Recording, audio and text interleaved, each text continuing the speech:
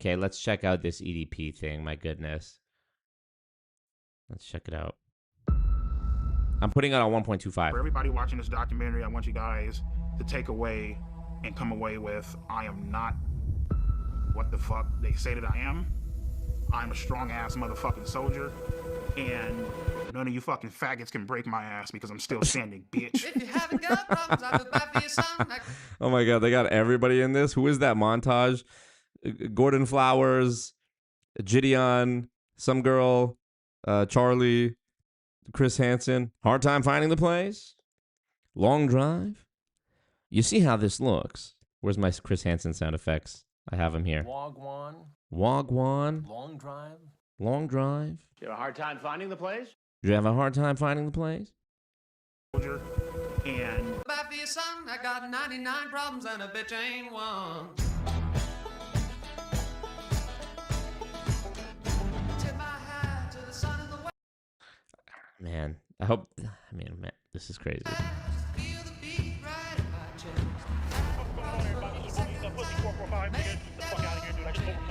Breaking news. YouTuber EDP445 caught trying to meet a child for sex. I am with the Predatory Investigation Unit. I just want to let you know. see this shit right here, dog? See, this is the shit you have to watch out for. Okay, hold on. He remains a free man. Yeah, explain this. This is the thing I want to know most of all, is how is he free? I'm guessing it's because the way that the evidence was collected was, like, somehow deemed inadmissible in court or, like, some other bullshit, but, like, let's see. Meet a child for sex. I am with the Predatory Investigation Unit. I just want to let you know. See this shit right here, dog? See, this is the shit you have to watch out for, man. You got motherfuckers, shit, little young-ass high school motherfuckers, you know what I mean? Little fucking fags and shit. What? Relax. I mean, let's be fucking real. Like, you know, like people, you know, guys, you know, they think about, you know, fucking the shit out of a 15-year-old, 16-year-old. Oh man, that bitch walking down the street, she's in high school, she's hot as fuck, you know? Whoa. Speak for yourself, my brother. You know what's interesting is I have had the same taste my entire life. When I was a kid, I was attracted to women. And as an adult, I'm attracted to women. There was never, even when I was 15 years old, I might have thought to myself about a fellow classmate that she's hot. But it was not actually, like, comparative to what I thought about grown adult women. Like, I always thought women were attractive. I never thought, like, even if when I was like 13 or 14 or 15, I thought one of my classmates was attractive. It was like, yeah, she's attractive. But I feel like even then I was almost probably thinking about how she's going to look. Like, you know what I mean? I was always more attracted to adult women, you know? If you asked me when I was in grade 8, who do I think's hotter? The hottest girl in my grade 8 class or Jessica Alba from Fantastic Four, who was a fully grown woman? Obviously, I'm going to say Jessica Alba. So I just never understood that. I truly never understood that. It's like, yeah, I don't know. You know what I mean? Now, mind you, my shit gets put out there. You feel me? But 1 in 6 men, 1 in 6 report an attraction to minors. So that if that's, okay, let's just take that. I hope that's not true. But if that's actually true, then I would have to assume that the number is actually higher than that, because that's what this statistic is purporting to, is saying was admitted, right? So I have to imagine that some of the men they surveyed of the 6 men, at least one of them had to lie because he knew it was frowned upon, right? But I don't know where this stat is coming from. I mean, 1 in 6 men reported an attraction to minors. That's also, I also wonder, you know, anytime a statistic is presented, I always wonder about the way it was collected as well. Like, could this statistic have been collected by showing a picture of a girl who was, if a girl was 17 years and 364 days old, and they showed her picture to a bunch of 18-year-old technically adult men, and they said, do you find this girl attractive? And they said yes.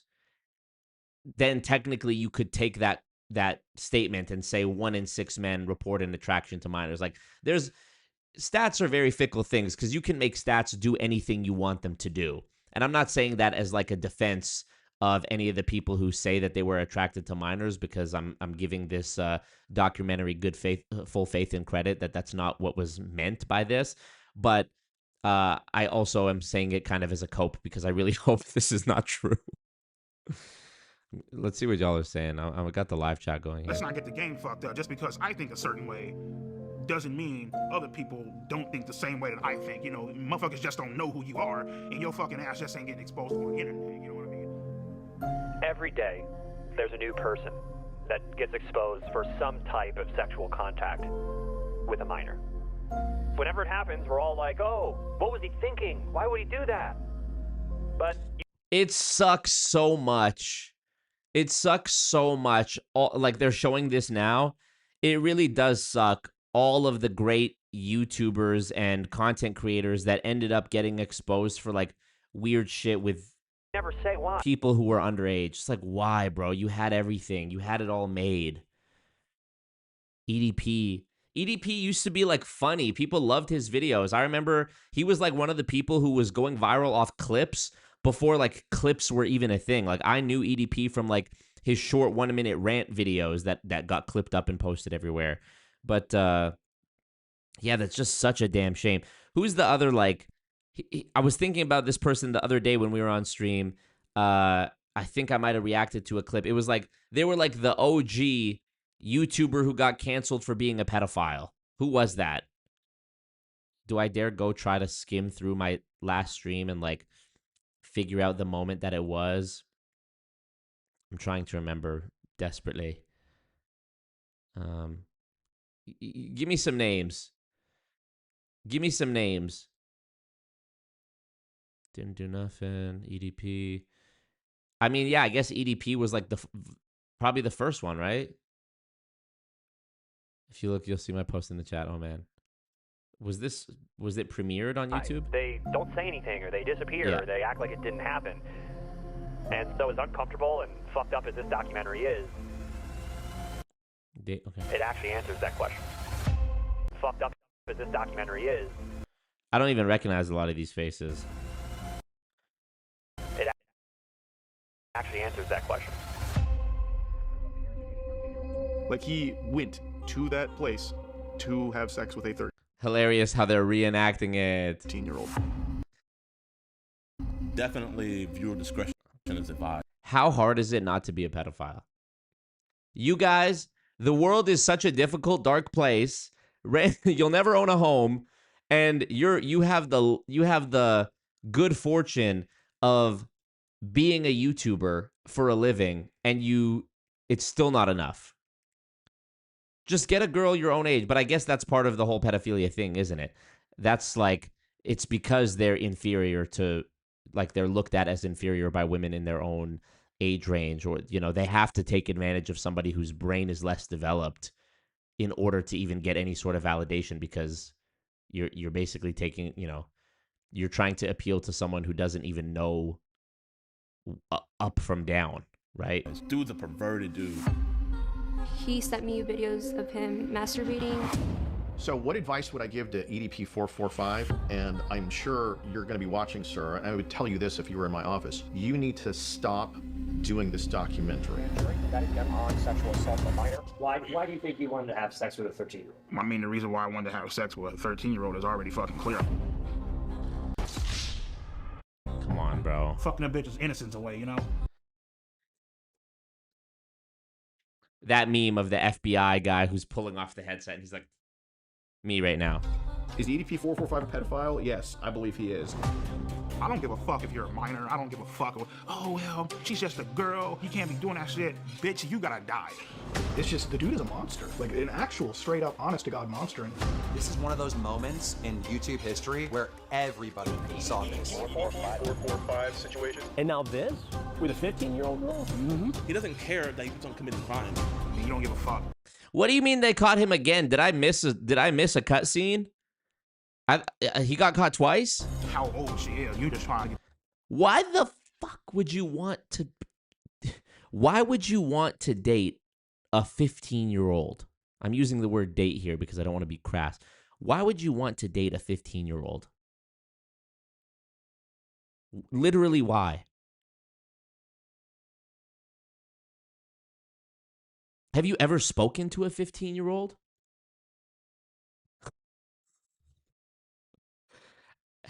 I remember being 15, talking to girls who were 15. I'm now 30 years old, and I have a niece who's not quite that age, but close to that age. Have you talked to, have you heard the mindlessness that comes out of the mouth of a teenage girl? Almost every day, talking to my nieces, I find myself doing that. You know the movie B Movie? I like how all my references are just like movies from the 2000s. Every single day I'm making this face. Every single day I'm making this face. What? Huh? Like you can't even. Yeah, it doesn't make sense. Also, the entire like, I'm the king of legal doesn't equal ethical, and if you have to be 25 years old to rent a car and you have to be 21 years old to drink, whose idea was it that the age of consent should be younger than that? What are you talking about? So you don't let people drink alcohol before the age of 21 legally because their brain isn't developed yet and they could injure themselves in a car accident and hurt other people. And they're not allowed to get a tattoo without parental consent before a certain age because it's a permanent life-altering decision. And you're not allowed to rent a car before 25, et cetera, et cetera, et cetera. But you're allowed to have sex at like 16. Like, that's not a potentially irreversible decision if you get pregnant or, God forbid something bad happens to you. Like, what do you mean? That makes no sense. That makes no sense. So either you need to, like, here's my thing. I always say this. I'll play by the rules as long as the rules are like, I'll play by the rules, but like make the rules consistent, If the legal age for drinking is 21, then that should be the legal age for other things like age of consent for sex, I would think. And if the age to drink, like in Alberta, it's 18. In other provinces in Canada, it's 19. I don't know why. In the US, it's 21. Okay, let's figure out some consistency. So if somebody in Alberta is 18 years old and they drink beer and then the very next day they drive across the border into, I think it's Montana, that's right below me, now, and they do the exact same thing, now it's illegal and they've committed a crime. Something doesn't make sense there. So, what about when they charge children as adults because they did horrific murders? Should a 16-year-old murderer even be charged as an adult? Yeah, this is what I mean. It's like we got to figure it out so that there's some more consistency. But yeah, I don't know. I really don't know. I just feel like there's a disparity there that doesn't make sense. It's 21 years old to drink alcohol because you don't want to do something stupid when your brain is less developed, but you're legally able to have sex when you're like, I don't know, whatever the age is, 16. I mean, a 16-year-old is generally dumber than a 21-year-old, right? So either this is my point. Either lower the age for the drinking or increase the age for the consent. That's what, Get the fucking nut in. Oh my God, what? Don't commit crime. You don't give a fuck how old she is. You just trying to get your fucking nut in. Who are you talking about? 14-year-olds. Oh, well, he was talking to 13 and 12-year-olds. Fuck all that. I know I said that my favorite thing is like people who are just so them and they never apologize and always double down, but except we've spotted the exception. EDP needs to join Love on the Scale, date his own category. Yeah, I mean, even among the people who are on Love on the Scale, EDP is like a whole morality level below. But now you're going to tell me the next documentary my clone's going to do is this guy EDP. Damn pussy! 4 fucking 5! Am I a pedophile? Fuck no. Bro, he was famous and he was funny and like he could have. I guarantee you, he could have got a girl. If you're a man, you're 6 months away of like locking in at the gym and eating properly. You're 6 months away at any given point of your life as a man from like completely leveling up and finding new gal. If you have a short hairstyle and you realize that a longer hairstyle would work better, in 6 months of you going to the gym consistently and eating healthy and sleeping right and, you know, whatever, and growing your hair out, you'll look like a completely different person. If you're losing your hair and you're fat and you shave your head, or you go to Turkey and get the hair transplant and you spend the next 6 months getting fit, in 6 months you will look like a completely different person. EDP was a YouTuber, full-time YouTuber from what I understand. Could Mans not have just locked in the gym for 6 months, lost 100 pounds, and, you know, tried to look smacks a little bit and improve his standing so that he could get... I just... You really have to be a sick person. Like, if you told me... This is why I feel like it has to be that you were getting rejected by women your own age, because why else would you do this shit? Even then, that's not a good justification. But, like, if I just refuse to believe that there's any sane man on this planet who, if given the choice between a random 15-year-old girl and Jessica Alba from Fantastic Four: Rise of the Silver Surfer, that anyone in their right mind, even if you were a sicko, would choose... How would you not choose Jessica Alba? Do you know what I mean? But I guess, yeah, these people they're not sane. I want to take full responsibility for my innocence. For words, 2 years ago you were called kiss my ass. And I would say EDP is completely innocent. He's a Huh? genuine great guy. Wait, who's this EDP is girl? completely innocent. He's a genuine great guy. He really is. Thoughts on PBD's insanely good moderator skills. I mean, absolutely phenomenal.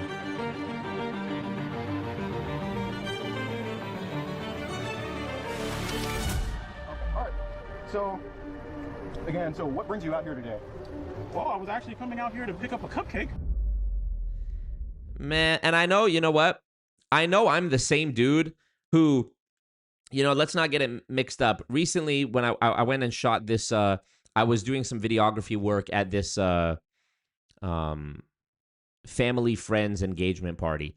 And the bride and groom, I was taking some pictures of them before, and I was like, man, so many people in the community getting married. And they were like, yeah, Marco, we got to find you a wife. And I was like, yeah, maybe. And the bride was like, I have some cousins that are going to be here. Maybe you should like talk to one of them. I was like, maybe. And they're like, how old are you? I was like, 30. And she's like, oh no, they're too young for you. I was like, how old are they? She's like 20 and 22. And I made the case that, like, you know, my dad is 8 years older than my mom. I don't think that's weird.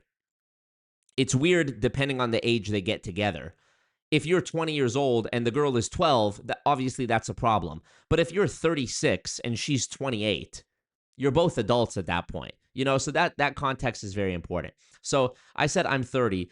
If I meet a girl who's 22 today and she one day ends up becoming my wife, let's say I meet her at 22 and then I get to know her for the next year. Now she's 23, I'm 31. And then we enter into a relationship and we date for another year. Now she's 24 and I'm 32.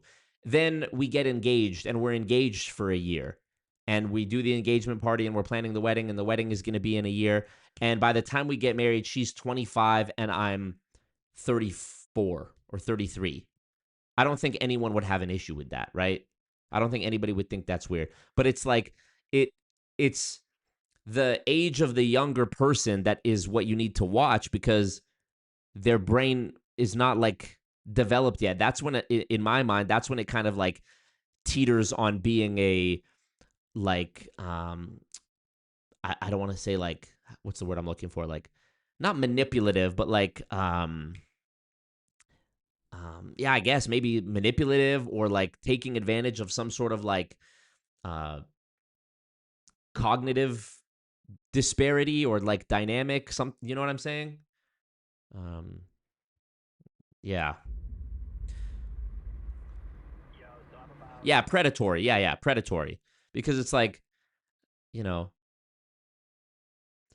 predatory is the word because first of all, I I kind of, just like everything else, I have kind of a nuanced take where it's like, if you're 35 if you're a 35-year-old man or woman and your partner is 25, I don't think that's a big issue. But if you're 25 and the girl is 15, that's a big issue. And people often, like, I often hear this thing about age gap relationships, this condemnation where people will say, like, Chris Evans, the guy who plays Captain America. I don't know if he's still dating this girl, but I remember reading something about how he was dating a girl who was like, let me see, Chris Evans age gap. Okay, so Chris Evans and his girlfriend have a 16-year age gap. He's 45 and she's 28. I don't think there's anything wrong with that because she's a 28-year-old woman. Now, if it was a 16-year age gap where he was 32 and she was 16, or she was 20 and he was 36, I would raise my eyebrow at it, okay, or let's say she's 18 and he's 34. Okay, yeah, technically she's legally an adult, but like, I'm raising my eyebrow at it still. It becomes less suspicious and less predatory the older she is, the older the younger of the two people in the couple is. You get me? I've seen people condemn this relationship specifically, the Chris Evans one, by saying, what does a 45-year-old and a 28-year-old have in common? I actually think this is a bad argument because men and women are different.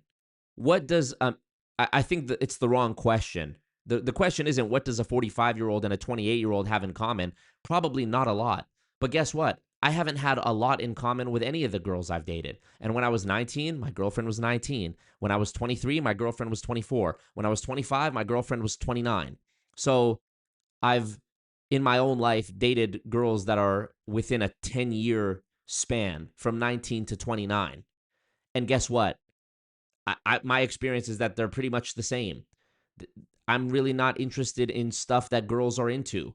Does that mean that I should never, do you get what I'm saying? Like, my 29-year-old girlfriend in my memory and my 19-year-old girlfriend were pretty much about the same stuff. I wasn't really, that's because men and women are different. It's not because of the age gap. It's because we just like different stuff.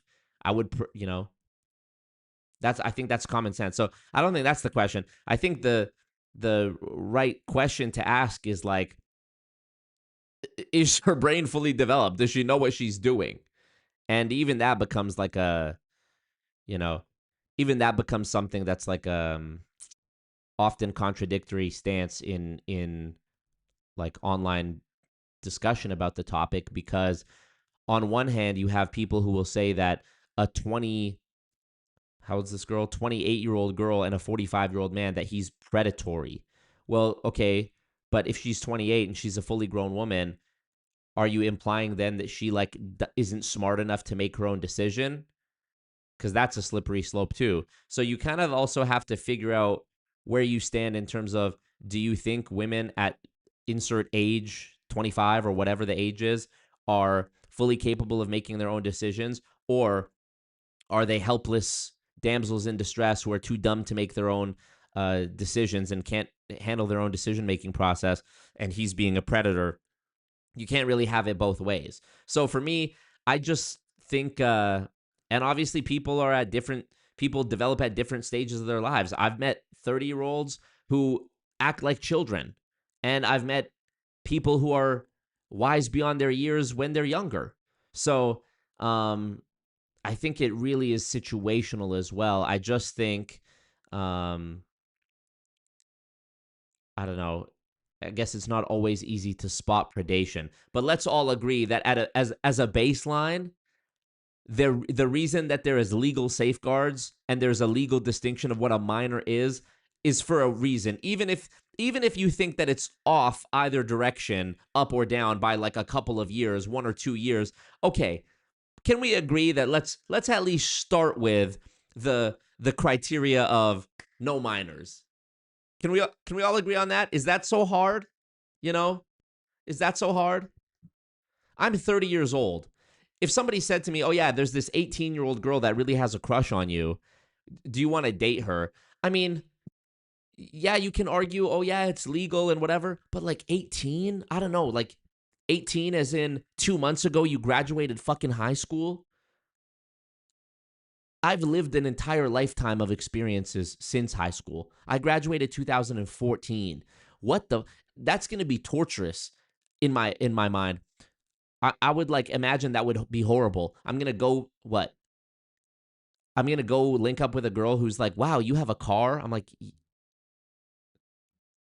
you know what I mean? Like the bar is so low. I don't know. I guess to some people that might sound cool, but it's like 18, like truly. Okay, truly what am I going to talk about with an 18-year-old?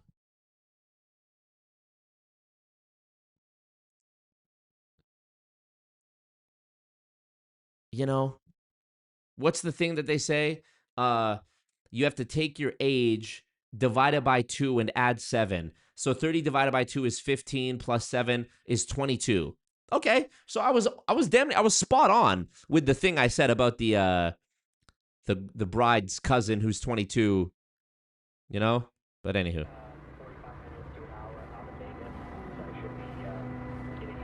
Two years, god damn. Marco likes his gal 40 plus and into astrology. Yeah. Age of consent in Romania is 16. I think there's something like that in Canada where there's an age of consent, but there's something called like a Romeo and Juliet law. Age of consent, nuance, Canada. Will that give me a... I think it's like... The reason I don't know this off the top of my head is because it's never applied to my life and I've never actually had to know because I'm not a fucking pervert. Okay, the general age of consent in Canada, I'm reading this, is 16. However, the law contains major nuances, including close-in age exceptions for younger teens and a raised age limit of 18 years old in situations involving a relationship with trust authority. Jeez Louise. Okay. Oh, what the fuck? I didn't know this. This is worse than I thought. What? Ages 14 and 15 can legally consent if the partner is less than 5 years older. That should not. Please tell me that's not true. Age 12 and 13, bro? Can legally consent if the partner is less than 2 years older? Are you kidding me? Are you serious? Trust and authority. Teens aged 12 to 17 cannot legally consent if their partner is a position of trust or authority. Okay, good. Exploitation. The effective age of consent becomes 18 if the activity involves prostitution, commercial sex work, or pornography. Oh, what? I thought the closeness in age thing. What? What? A 60-year-old? The legal age of consent is 16 because Canadian criminal law does not ban non-sexual dating. Non-sexual. And sexual activity becomes legal at 60 provided there's no exploitation. Dude, what the fuck? I thought 16. I don't remember where I heard this, but I thought 16 had like a closeness in age thing of like 5 years. Yeah, close in age exception. Okay. No way. In some cases, what the fuck? 60. Okay, here we go. So 16.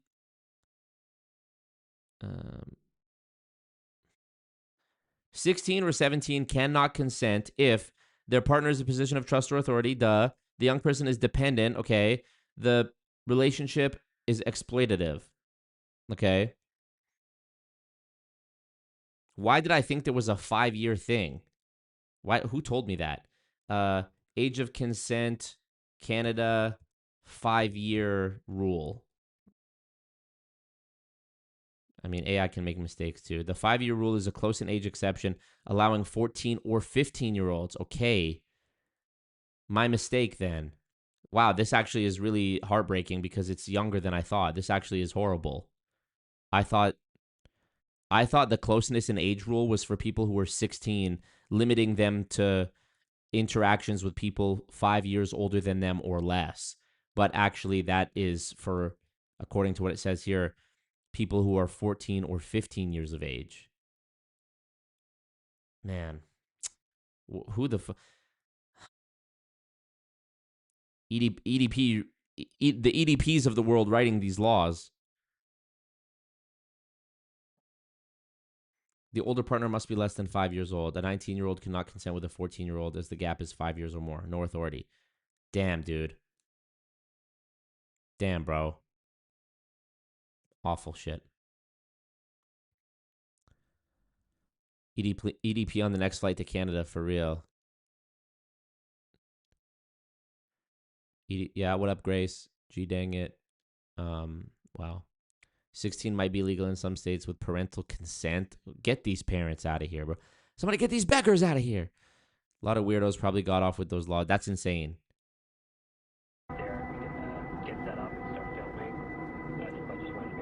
Yeah, Bill Belichick. He's the football coach, right? Where's that one? He's dating a 26-year-old model. I mean, that's,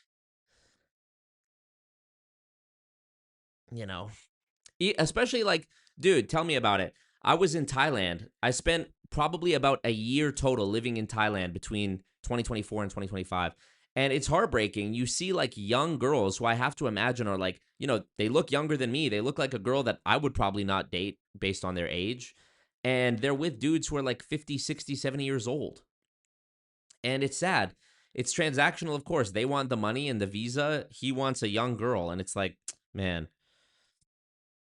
I mean, that's a whole nother conversation because you can argue that, like, you know, every relationship is transactional in a way, but like, man, no good. Michaela says, I met my partner when I was 24. He was 39. Okay, 15-year age difference. Yeah, I see nothing wrong with that.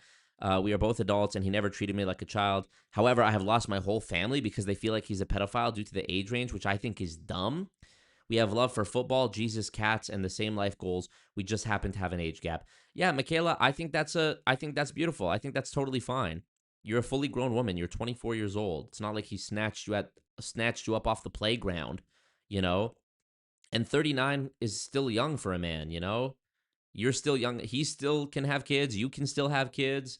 And also, I think generally it's healthy for there to be like a small age gap, at least between, at least I'll say it like this.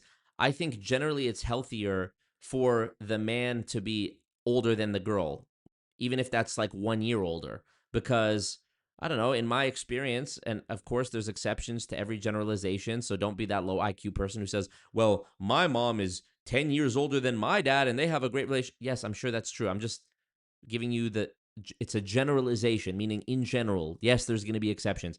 I think in general, at least in my own experience, girls like when a guy has like more wisdom and life experience and perhaps has done things on his own that she hasn't done yet, that he can help like guide her through, like, you know, not to like condescend or make them sound like they're dumb or something like that, but you get my point. Like in a totally positive, healthy way, I mean this. Like they appreciate it, you know?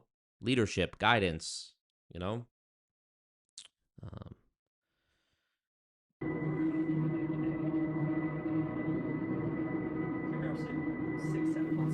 Correct. Y'all not ready for the Paul Walker conversation. I'm sorry, I know I have to get to this, but Paul Walker, that's one of the ones that I think just because he died and because how beloved he was in Fast and Furious, he never people never talk about this, but this was actually probably the most fucked up one. Paul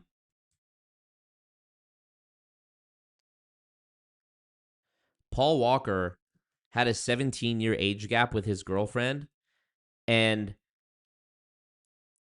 they reportedly began dating when he was 33 and she was 16.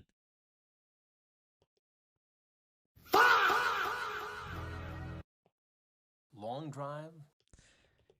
that yeah, that's no good. That's a no. At the time he died at age 40, she was 23 years old. Which, you know what? If you meet a girl, yeah, have a seat over there for me. If you meet a girl, if you're 40 years old as a man, and you're a famous celebrity like Paul Walker and you look amazing and you're an A-list celebrity, and you meet a girl who's 23, you can make an argument for it, even though a lot of people would not like that. But you can make an argument. But when you're 37 or whatever it said, 32, and she's 16, why? Like, look. Like this pic, like this picture looks like a father and daughter here, bro. You know? Or how about Jerry Seinfeld? Jerry Seinfeld girlfriend. He was a 37-year-old comedian. Here, this one.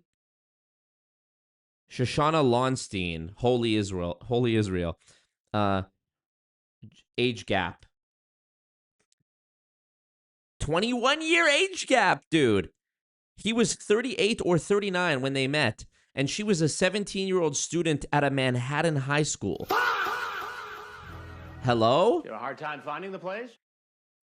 So you're old enough to be her dad, literally.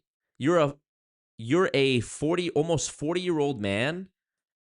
Bro, I'm 30. I'm nearly a decade younger than Jerry Seinfeld was at that point, and me right now, you would not catch me dating a 17-year-old student. How I would be so embarrassed and like disgusted with myself.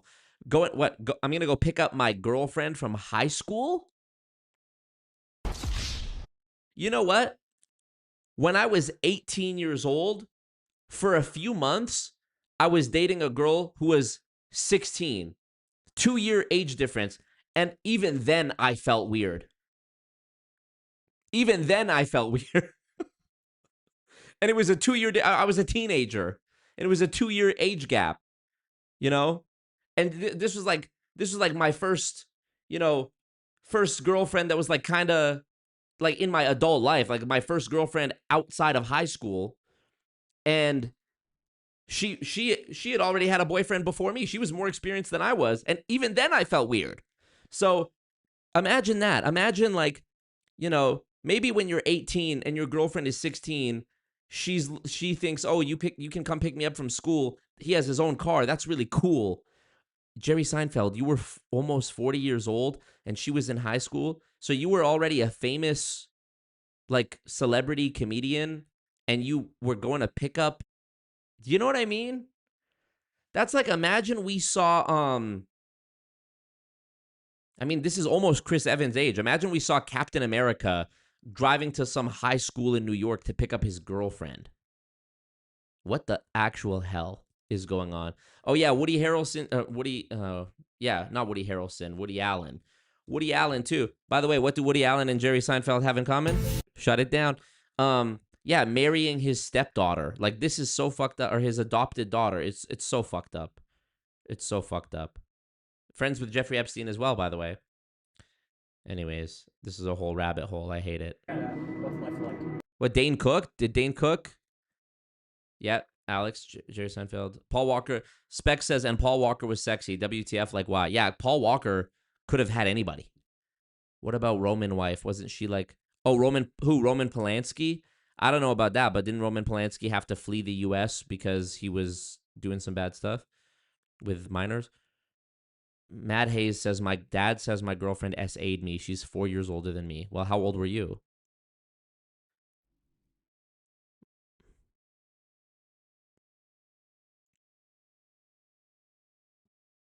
I was in CDL. What's CDL school? And one of the guys got arrested and charged with 4 counts of cheese pizza. Oh, man. Man, oh, man.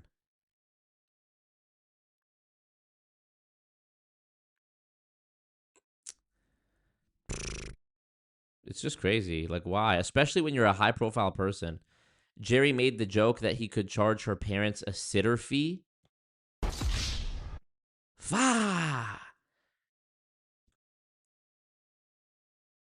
Bad Dog, what up? Bad Dog Sports. Stay broke. It's been a long time since we've seen you, Bad Dog. I hope you're doing well. Legend. Appreciate you. You are an absolute legend, Bad Dog. 155K subscribers. I'm chasing you. I'm going to get you, Bad Dog. I'm going to get you. CDL is a semi-truck license. Man, oh, man. I was 16. She was 18. We have a son now. So she wasn't 4 years older. How was she 4 years older if you're 2 years apart? What are you talking about? 2 years older. Anyway. Life right now is pretty great. Roman Atwood? I did not know that.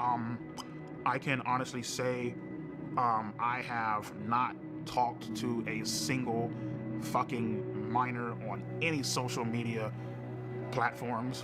Oh, this says Roman Atwood and his wife, they only have a 7.5-year difference, but he was 25 and she was 17 when they first got together. See, my problem is this, got together.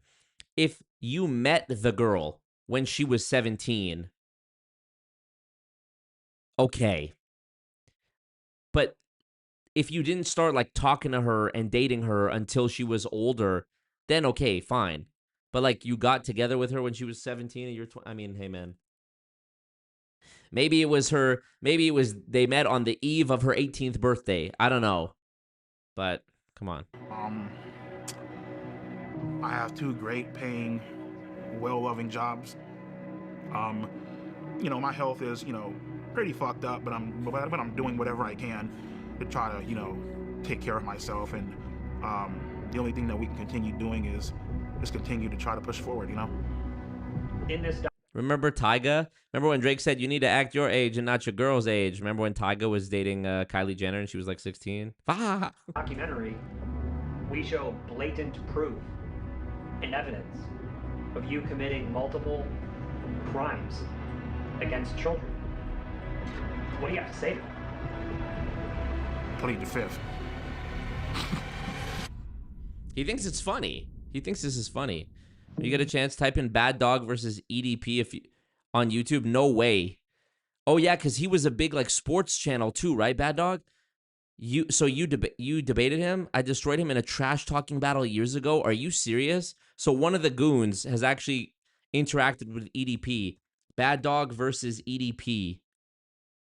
Dude, I found it. No, this is Pack Dog versus. Hold on a second. Bad Dog. I have to look at this. This is Pack Dog versus EDP. I need Bad Dog. Oh, dude, I can't find it. There's so many videos about EDP now. It's hard to find it. Bad Dog. Oh, whoops, I spelled it wrong. Bad Dog. Is it this? Oh, it is. 9 years ago. Almost a decade ago. Named Bad Dog 7676. Now, I'm the type of nigga, and you guys know me, okay? I don't call people out. I don't, you know. Damn, Bad Dog. That's crazy. Oh, this is Bad Dog right here. Conversations. Because once you talk about fighting somebody, you lose. This aged well. You lose. Why are you mad at me? Because I called you a fucking disgusting fat ass? You are. What a legend. Bad Dog, you are a legend, bro. I love that. Bro, you are a legend. Dude, you are a legend. Bad Dog was on an episode of Multi-Level Misery on my channel because he also... Damn, Bad Dog has really lived every life, hasn't he? Because Bad Dog was in Amway, Quickstar, way back in the day. Let's see if we can find that. If I search Amway on my channel...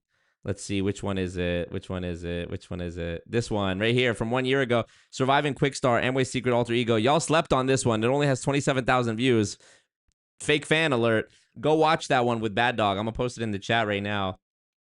Somehow. It's like... That's awesome. Bad Dog, you're a legend, bro. Go add that to the watch later. You fucking french fry pounding, Big Mac mowing, gravy drinking, globule grease ball. Yo! Come on, man. Look at yourself. Look at that, you and that Eagles jersey. Look like you got 2 small children trapped where your chest is supposed to be. Ooh. You were more on point than you knew. You got back fat for days, motherfucker. Shut the fuck up. You ain't gonna do shit. You ain't hard. Shut up, man. You don't like that I called you a fake Eagle fan? I'm up to Eagles harder than anybody. Look at my blankets I wear. Look at my hat. Look at all this shit hanging in my bedroom, on my walls, in my mommy and daddy's house. Did you or did you not write an email to the Redskins organization last year, thanking them for beating you guys and knocking you out of playoff contention? Who's your team again, Bad Dog? It's New York, right? And Bad Dog likes the Philly, or sorry, and EDP likes the Philly Eagles. That ain't a fan. You're not a fan. You're a piss poor actor. And your fan base has disowned you. Look at it. That's crazy, bro. You were early on it. The fucking Sooners, they got their ass kicked by the Longhorns. Was I mad? You're damn right I was mad. Bad Dog, you are a legend. Quadruple salute to you, Bad Dog Sports. I got to get on Bad Dog's channel. Talk about some hockey or something. Talk about the 2006 Oilers lineup. Ryan Smith, Chris Pronger, Chris Rollison. Dwayne Rollison. The golden triangle right there. Don't ask me anything about the hockey sport after 2006 because that was the last time I was checked in. Tommy Salo, George LaRock, I got y'all. You know? UC Markkinen, I don't know nothing about after that. You had 800 subscribers that time. EDP had less than PBD and EDP. Wow, that's a bar. EDP had less than 50K. Y'all don't know about Chris Pronger. Shut up. Y'all don't know my dad had a signed Chris Pronger jersey. Shut up.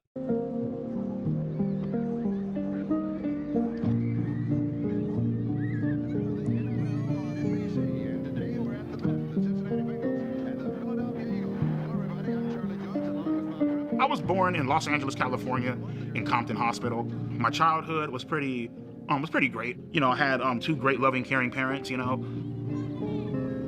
so my first ever Eagles game was November 30th, 1997. What really made me fall in love with them was actually the logo on the helmet and how pissed off the actual logo looked. And from that point on, I was like, fuck it, that's the team that I'm going to follow. My favorite memory as a kid growing up was Monday nights, me and my sister would do our homework, and then at around 8:30, maybe 9 o'clock, we would get ready to watch Monday Night Raw is War, like fucking wrestling and shit, you know what I mean? But yeah, we had a great time growing up, you know? So my favorite memory growing up was probably just getting ready to watch wrestling. Bad Dog is a sexy dude, for sure. What I loved most about wrestling growing up was I love the bad guys. My favorite wrestler growing up, I would probably have to say was like Triple H, you know what I mean? Because Triple H was a fucking piece of shit. Like, he did what the fuck he had to do to get to the top, and he didn't give a damn who he fucked over. He didn't give a damn how you felt about him. Yeah, so many ugly people in this world, for real. Legend Gaming throwing out an old quote from a story I told about my dad. What a legend. Like, take a hammer, bash your fucking brains out. Cool, fuck it. Take his title and leave. What is this? I always loved the bad guys, you know. After a while, the whole, you know, typical bullshit where it's like, you know, come out and save the day, you know, nobody gives a fuck about that shit, you know what I mean? Like, we want to see, like, some villains. I really connected with villains because they just did a lot of foul and fucked up shit. Without villains, you wouldn't have a storyline. For me, I just felt like, you know, the villain was more important than the fucking hero, basically, you know what I mean?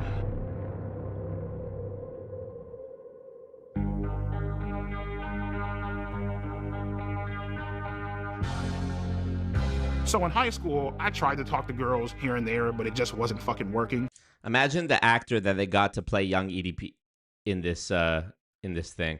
Do you want to play a pedophile? Sure. More specifically, I tried talking to Martha. She basically led me the fuck on. She let me hug her. She even held hands with me. Where's my hug? Low key, she was talking to somebody else. When she broke it off with me, I was so hurt. I went home. I ran up the stairs. I was crying in my fucking room, head in my fucking pillow. I was legitimately fucking hurt. Like, I felt crushed inside, you know? This is why male guidance is so important.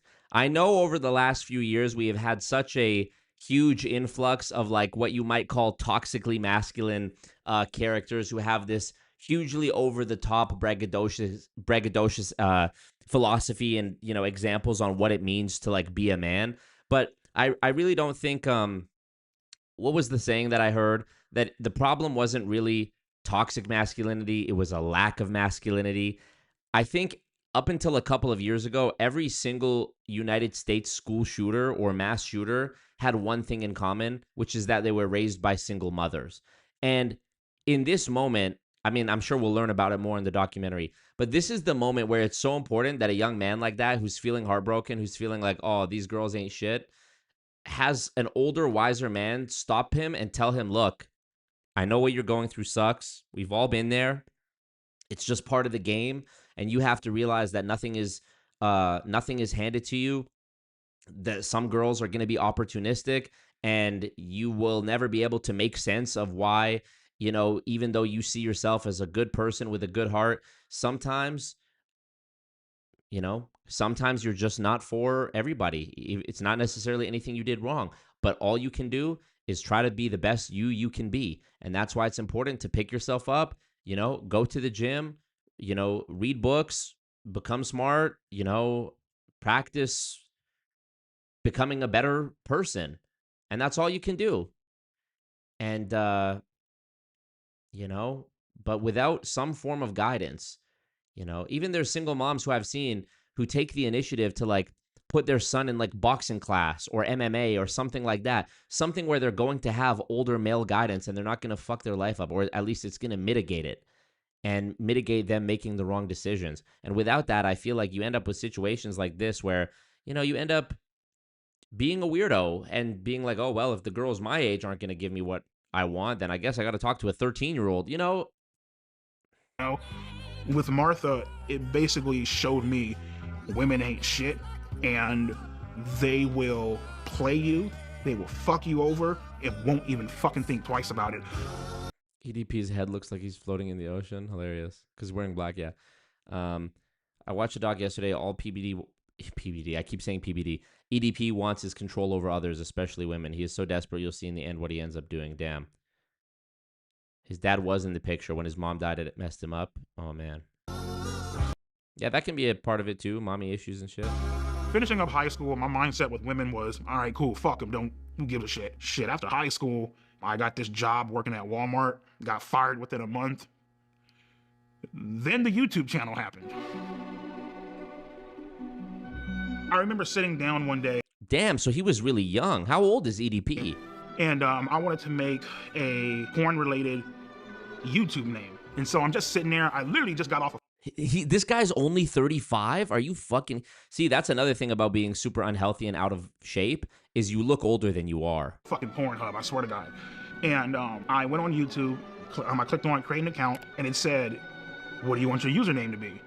And I'm like, I typed in, eat that pussy, right? Man's just said R.I.P. Hayden Panettiere. Why? She died? Damn, she did die. What the fuck? 36 years old? Man, my problems are so small in the grand scheme, aren't they? You see something like that. Rest in peace, Hayden Panettiere. I can't believe that. I can't believe that. Why? How did she die? It says we don't know. Man, that's awful. Sorry to hear that. Man. And I was like, well, I gotta come up with some type of numbers, you know what I mean? At first I started, eat that pussy 555. Doesn't fucking sound right. Sounds fucking stupid, you know what I mean? Eat that pussy 926. I'm just like, nah, it's fucking dumb. I got up, I went to go weigh myself. At that current time, I was 445 pounds. And I'm like, there it is. Eat that pussy 445.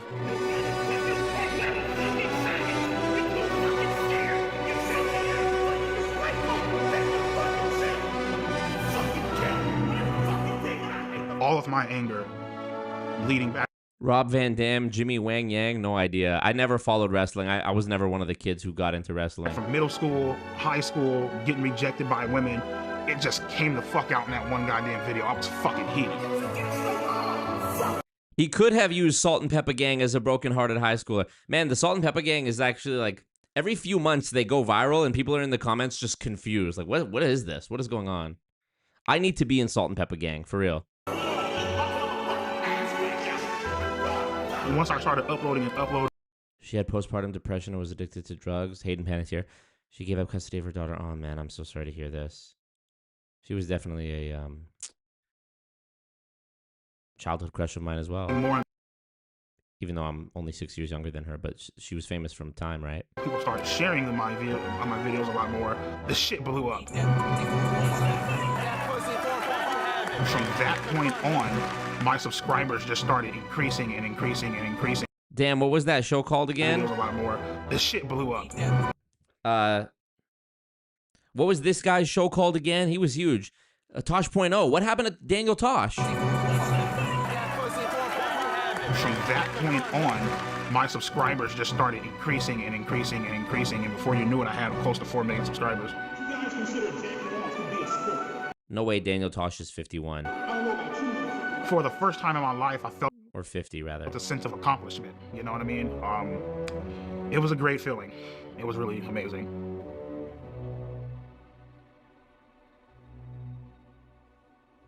Yeah, so I mean, at the current point in time, even at the peak of my YouTube channel, I was still a virgin. I didn't have any self-confidence to talk to girls. It's like you come home to all this shit, man. You got a nice ass fucking Acura MDX in the parking lot, brand new 2021 Hyundai Elantra, nice ass house. You got fucking over 120 grand in the fucking bank. No pussy at all. That's how it goes, brother. If you want to be a man who gets attention from girls, it sucks to say it, but you damn near have to be a superhero, bro. I didn't realize how bad it was because I've always been fortunate, I guess. But like in terms of romance, but like, man, I you really don't realize how lonely a lot of men are. Not in the sense that like they're sitting in the basement alone. Like they have friends, they have social lives, they go to work, they talk to people. Strictly speaking, romantically with the opposite sex, it's really stunning. And I've come to learn in my life. I could honestly do a whole channel just giving dating advice to young men. But a girl who has 500 followers, who is an attractive girl, in order for you as a boy, a man, to receive that same level of attention that this girl who simply looks good gets, you literally have to be either famous, exceptionally good looking, exceptionally tall, exceptionally wealthy, or multiple of those things. I seen a TikTok. This dude was in his nice ass fucking car, and he's saying to the camera, he's like, "Yeah, this is my like Phantom or whatever the luxury vehicle he was in, and I make this much money, and I'm a good looking guy, and I was supposed to go meet up with this girl, and she ghosted. Sometimes, fellas, it doesn't matter what level you get to. This is just the way it's gonna be.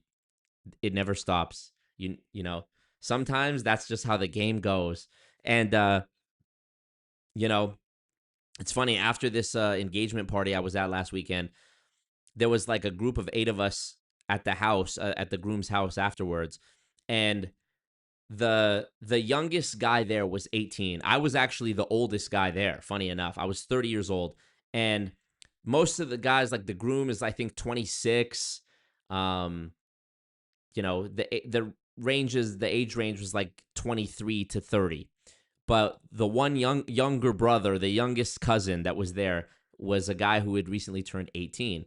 And so we were all talking about how, the bride said that I should go talk to her cousin, one of the 2 cousins who are 20 and 22 years old. And when I said that, a couple of the other guys were like, yo, she told me the same thing. Like, I was also looking at that girl. And then the 18-year-old dude chimes in and he's like, yeah, I was looking at her too. And we're all like, shut the fuck up. And I just said to him, I was like, look, man, I don't blame you, but like, one of my friends said to him, he was like, you know what, bro, you're actually probably better off just trying to date like a girl your own age, like an 18-year-old or like a 17, 16-year-old, because if you start talking about girls who are like in their 20s now, you're now competing. Like, look at the bride told all of us in this room that we should see what's up with her cousin. And you're saying, I'm going to see what's up with her cousin. You're 18. You're competing against all of us. This guy is 7 feet tall, basketball player, handsome, great style. I'm in the room. You know, that speaks for itself. Hey, stop.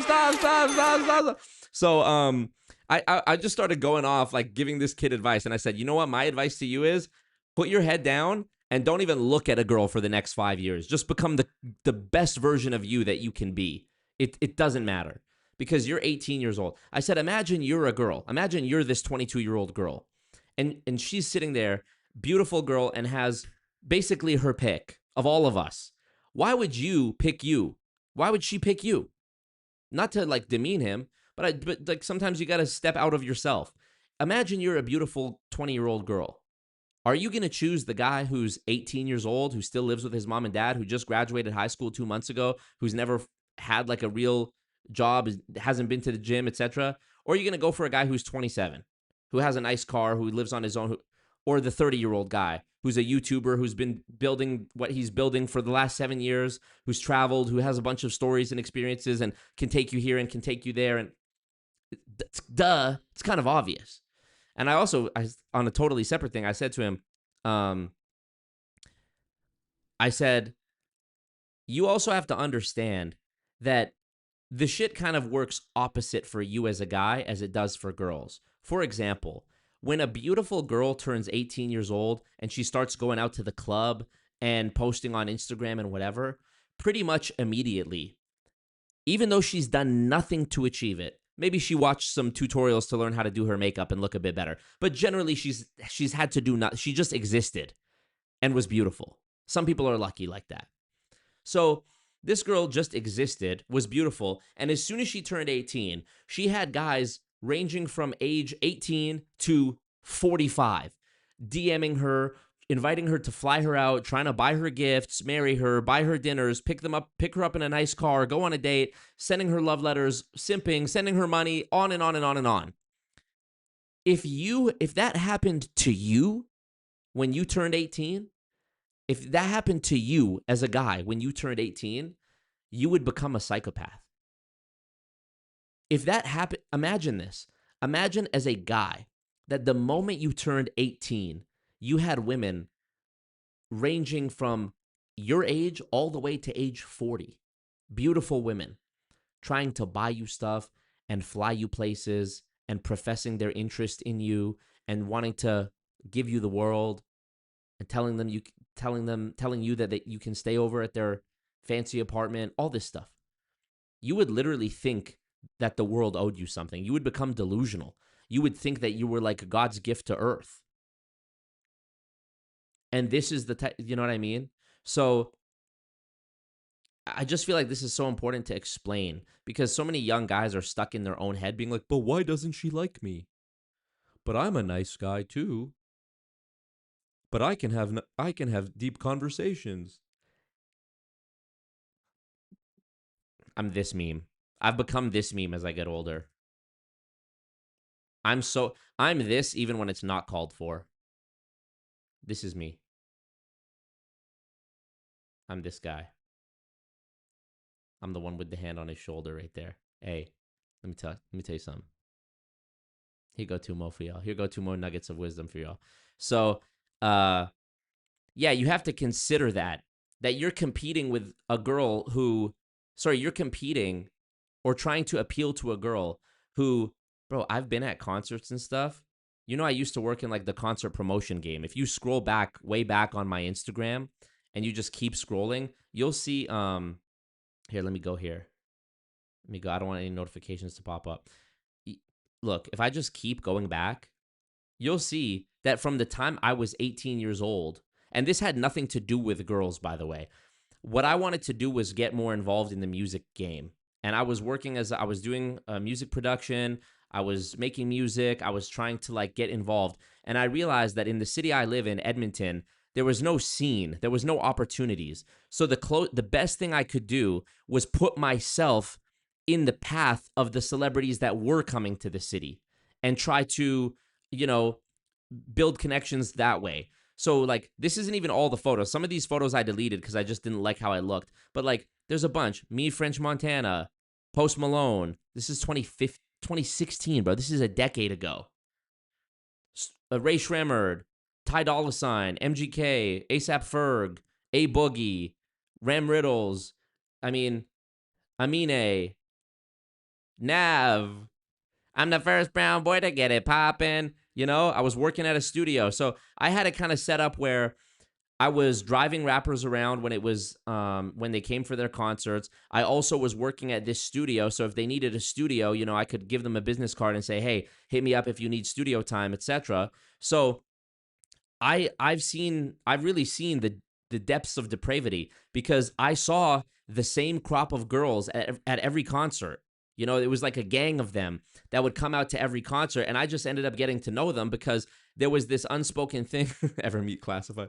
There was like this unspoken thing of like, you know, and I know that I'm gonna be driving the fucking big Tahoe or Escalade or Navigator that's taking the rapper and his entourage and 8 girls stuffed in the trunk and sitting on the lap in the back seat, like totally illegal, unsafe, like crammed into the car like a clown car. You all know that I'm gonna be driving you back to the hotel or the tour bus or whatever. So I've seen it. I've seen the way these girls get handouts. I've seen girls who are like a normal girl. I've seen a girl that I had gone on a date with a couple of years prior, in maybe like 2016 or 17. I saw her in 2019 at a show for the group 88 Glam, who at the time they were signed to XO, the Weeknd's label. And I'm standing there and I'm like, yo, what's up? Mind you, I was opening for this show. I was like the opening act for 88 Glam. And I wasn't even sure if I was going to get a chance to meet them. And I'm talking to this girl and I see on her phone, she's DMing one of the guys from 88 Glam. A normal girl. I've known normal girls who are just beautiful. Like there's another girl in my city who, you know, God bless her. She's married now. She's expecting a child. When Jay-Z was here, how are you with the general admission ticket? How are you backstage with a lanyard on the tour bus at Rogers Place in Edmonton at the Jay-Z concert? Through Instagram. You know who was it that said Instagram got your chick? Instagram got your, I think it was Future. Oh, it's Kanye. Instagram got your bitch. Yet again. Rappers be talking about I got your bitch. Instagram got your bitch. Instagram got your bitch. Instagram got your bitch. This is so fucking true. This is so true. So anyways, I was just trying to explain to this young guy. I was like, look, you have to consider what you're up against, basically. You know, and this is the harsh reality. But the good news is that if you even take the first step in trying to increase your odds, you're already better off than most people. And it's like that with anything. I'm sure there's a rule for this or a term for this, but it's basically like at every point that you exert additional effort, the competition becomes a fraction of what it was previous. So for example, like most people don't exercise, for example, okay? Most people are obese. So if you go to the gym even one time per week, you're probably in like the top 5% of most active people in North America. I'm making it up, but you get my point. If you go to the gym 3 days a week, you're probably in the top 1%. If you go 5 days a week or more, you're probably in the less than 1%. It might not feel that way all the time because if you're always in the gym, you're always around people who also are in the gym. So you might think everyone goes to the gym, but that's just because you're in your own fishbowl there at the gym. So it's like this with YouTube. Most people who have had an idea of posting on YouTube have just never done it. So if you've posted even one YouTube video, you've probably beat out literally millions of people who just never were brave enough to pull the trigger and take the first step. And after that first one, a lot of people, they probably got embarrassed. They didn't go viral, so they thought it was too much effort. It wasn't worth it. They got busy, blah, blah, blah, blah, blah. I changed my mind. So of the people who go to the point that they post their second YouTube video, you've probably beat out 99.something% of all people who have ever even uploaded something. And then you continue on and on. That's why I think in my free workshop that I did on missiontomonetization.com, this is the free workshop I did teaching everything I know about content creation and like making money with content. I cite the statistic. I don't remember what it was, but it's like 0 point something % of channels on YouTube have even hit 100,000 subscribers. And that's even factoring in like over the last 6 years since YouTube Shorts became a thing and like AI slop videos became a thing. Obviously, the number of channels that have blown up has like skyrocketed faster than any previous era, and still it's like less than 1% of channels will ever get 100,000 subscribers and get the silver plaque. So, I'm just relating this back to like dating. If you even took the effort to try to make some money, to try to go to the gym and look a little bit better, to try to, go to the barbershop and get some tips on like, I'm 30 years old, I'm still navigating this. Like, I still feel like I never put enough time or effort into like how my appearance, I wish I would have started going to the gym way younger. I wish I would have stayed consistent with it way younger. I wish I would have fixed my beard line sooner. I wish right now I'm growing out my hair because I realized I've shaved my head before. I got the hair transplant to fill in this tiny little part of my hairline right here that I was born with like a reverse widow's peak.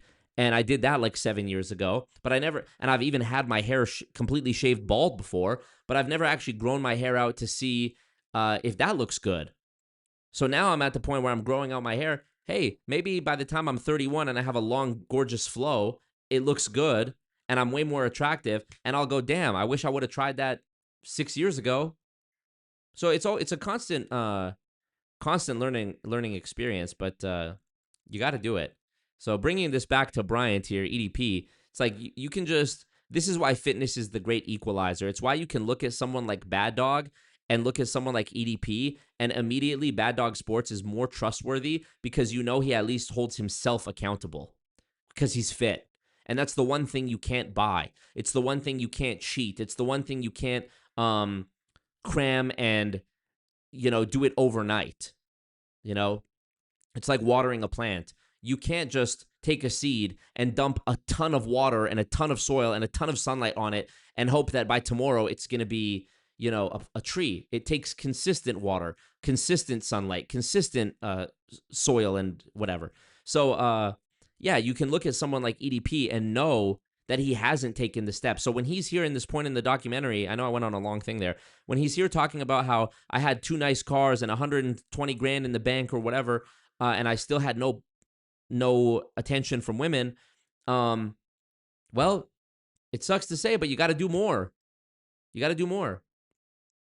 Because Instagram got your big. And these girls want these gal are on Instagram getting float out. Why are you on a yacht? Why are you on a jet? Why are you in Dubai? I remember being 19 and feeling like almost like it was like a mix of jealousy and like hatred and I don't know. It was a weird feeling where like a girl from my city who is my age is getting flown out and is on a private jet and is in Fort Lauderdale and is in Arizona and Dubai, and she's on a boat and she's taking a picture with a baby tiger in some fucking penthouse somewhere. And I'm there doing dishes at my dad's restaurant at 19 years old, like getting it out the mud. And there's a weird thing that happened in my brain. I'm sure many people have experienced this where you're like, damn, am I fucking up? But you have to understand that the rules are just different. Now I'm 30 years old. Now it's a decade later. And just as many, actually more girls that were 19 when I was 19 that didn't have that experience, or they did, are now fat, alone, bitter, etc., etc. And for me, I feel like life is just starting. I'm 30 years old, and the bride at the engagement party is still telling me, yeah, holla at my cousin. She's 22. So it just takes more time. Like the game is still loading for you. When you're 19 and the girl is 19, chances are, bro, she's too old for you because she's already getting scooped up by some guy who's older than her. It's going to take you 5 more years to be getting even on the radar of a girl who's 19, who's a beautiful girl, if that makes sense. So, yeah, let's do the math on this. I'm 30 now, and the bride is telling me, holla at my cousin who's 22. So when I was 20, 10 years ago, that girl was 12. She didn't even exist yet. So that's why I said to this young guy, don't even look at a girl for the next 5 years. Just focus on being the best you possible. Gym, work, gym, work, gym, work. Promise you for the next 5 years. Because I don't know, I pretty much think you're wasting your time regardless. But okay, let's read some of y'all. Devin, what up, Devin? What's going on? Bad Dog does mog. He mogs everybody. Mad Hay says, so true, you're spitting facts. Okay, let me read your comments. Spec says, so you're saying I should get married tomorrow, Marco? Hilarious. Bad Dog says he knew that's what 445 meant. True. He never got to 4 million subscribers. He got to about 2.6. Reckless Ben stole the format and went on. What format? Of Daniel Tosh? Social media ruined a lot. This is the problem with Red Pill like Andrew Tate says, yep, G. It makes men believe you need money and you'll get women. It's better to focus on yourself, get healthy, and be happy. And yeah, guess what? And when you're happy, I feel like it radiates and people can tell and, they're attracted to it. They still going off charisma, but if you're unsightly, hygiene and fashion gotta be right. Yes, true. Oh, but if you're unsightly, hygiene and fashion gotta be right. So true. So true. Javier, damn, I didn't even realize, but Javier, the goon tax hasn't been coming this stream, I just realized. Appreciate you, Javier. Yeah, don't worry, we're gonna catch up. You got between now and Wednesday. Michaela says, my partner, when I met him, was 375 pounds. He was losing weight starting from 560. That's good. And I still chose him because he was sweet, easy to talk to, and always smelled good. He's now down to 240. Fuck yeah. Monsoon the Goon says, I remember in my social circle when a guy who had a car and a job was considered having himself together. Yep.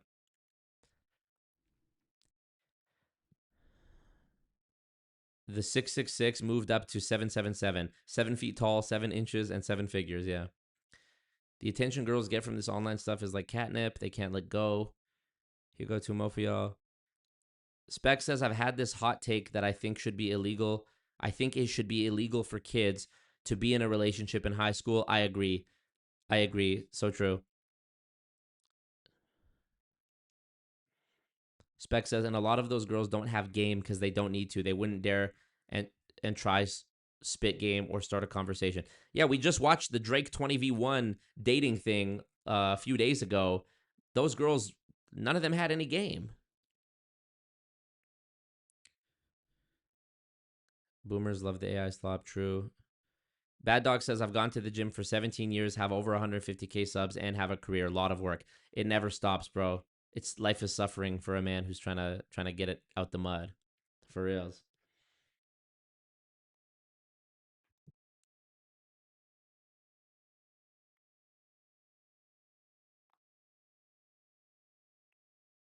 So freaking cute. My baby niece. Literally, she's the chubbiest little face. She looks like a Pixar character. She's so fucking cute. Okay, people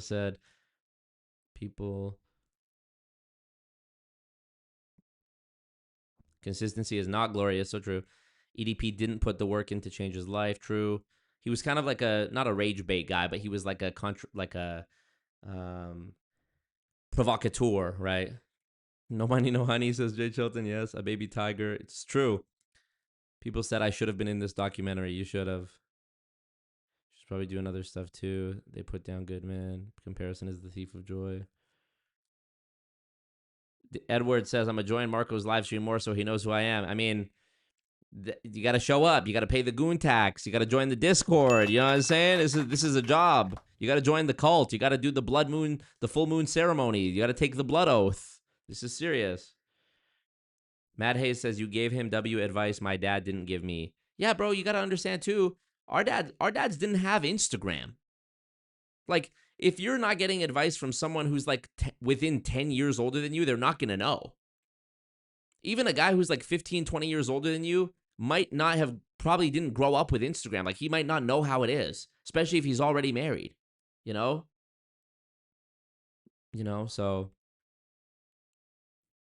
is it possible you're looking for girls in the wrong places? I don't know. I mean, I don't think so. Maybe. Michaela says, I would say as a woman, there are a ton of men that I didn't pursue, not because of their bank account, but how they talk to me and other women. Yeah, fair. There's a man I never went further with in the talking stage because he told me women shouldn't wear anything other than dresses because that is what his mom wore. What an idiot. I believe a lot of men fail because they only talk to women as property. Yeah, that's whack. That's whack and cringe and stupid. Jacking off watching porn. Calling 1-800 phone sex lines and shit. It's like, had all this fucking money and still couldn't get a fuck. Imagine you're working as a phone sex chick and EDP answers. EDP is on the line. Diamond?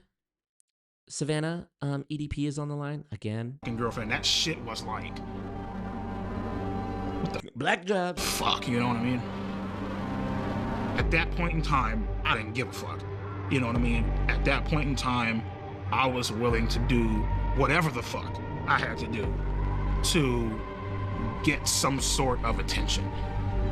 And right then and there, you fucked up because now something bad is about to happen. You know what I mean?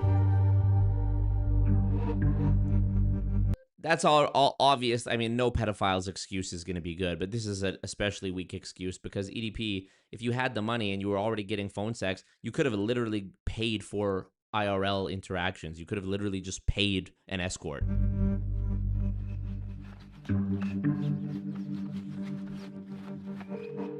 Oh my God, not the reenactment of the... Let me give you a call back. I'm making the video, all right? All right, love you. All right.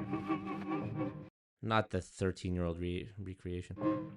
My name is Johnny Rodriguez, aka Cold Raven, or some people know me as Cold Raven's Nest, sadly still a YouTuber. EDP is a chocolate hippopotamus, and I like to split his fucking skull. I've been having these feelings for quite some time because he's a manipulative, lying, pretentious, disingenuous, flip-flopping piece of shit. He has no balls. So this means that you're guilty as fuck, homie. So inside my first video, I came out with just accusations. In the second video, I showed dead proof evidence. So what is this, man? Come on, EDP445. I thought you said you're not a pedo, right? Of him texting 2 to 3 girls, cute, calling them sexy. More girls started coming out and started texting me. You knew Cold Raven? Yeah, he's another sports guy, right? Like, hey, he was also texting me this inappropriate stuff. So I looked at his... Yeah, Devin, come get your mans. EDP's an Eagles fan. Not that my city has a good reputation regardless. That's your boy, Devin. That's your boy. Followers list, right? He had around 300 to 400 accounts he was following. The problem with that is around 120 to 130 of these accounts, 13-year-olds. 14-year-olds. I knew at this point, it was just out of my hands. This is not my expertise. There's only so much I can show. So I need to take it to the next level. And out there, you got a lot of these guys who catch predators online. And there was one guy I've been watching for years who's really, really, really good at it. I reached out to him. His name is Alex Rosen. My name's Alex Rosen, and I'm the head of Predator Poachers, and we catch online child predators. Remember when this guy was called Chet Goldstein? Then he was called Gordon Flowers. I never knew his real name. Well, Cold Raven basically was sounding the alarms before I even knew about any of this with EDP. And at first, to be truthful, I didn't want to believe it. I was just like, oh, EDP's 66 people watching and only 31 likes. Make it make sense. Thumbs up the thing. an incel, this and that. But, you know, seeing the evidence, it was very blatant that he was not only just following underage kids, he was hitting on them in the comments, and obviously I'm sure he was trying to DM them as well. So that gave us reason to throw an account his way and to follow him. And in our profile, we had that we were 13 years old. We reach out to him, we just say, hi, I'm a big fan. And he says, hey, what's up? Just found your YouTube channel. Why are you so funny? Because I keep it real on these faggots. That's why. What? And the conversation ends there. And then 2 days later, he messages us again, completely out of the blue, and picks up the conversation. LOL. What are you doing? Oh my God. Nothing. I'm 13. I don't know if I told you. That makes up you and about 99% of my no pussy getting fucking faggot fan base.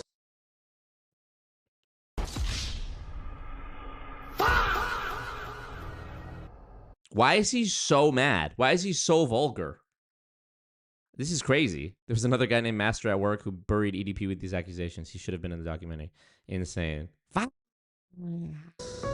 Yeah, he starts off very cordial, and then he slowly starts a grooming process. You guys definitely know who EDP is. Have you seen the clip where it's like, I mean, it's all right. That's like one of the viral memes he's known for. Can I tell you a secret? Promise not to tell. Yeah, sure. I always wanted to get to know someone young. I need a shower. I literally showered right before I did this stream. Now I'm gonna have to do another one. A little cutie like yourself. And, you know, compliments, and then it kind of goes to sexual stuff. Wish I could hug. Bro, why would you want to talk to a fucking 13-year-old? I heard I think it was the 13th. I was present nearby as an adult supervisor at my niece's 13th birthday, and I swear, like, you know, no disrespect, but like, have you heard the nonsense that these people talk about? Have you ever heard two 13-year-old girls talking? Literally, where's the Tom and Jerry meme, Specs? Tom and Jerry face meme. Yeah, this one. This is me.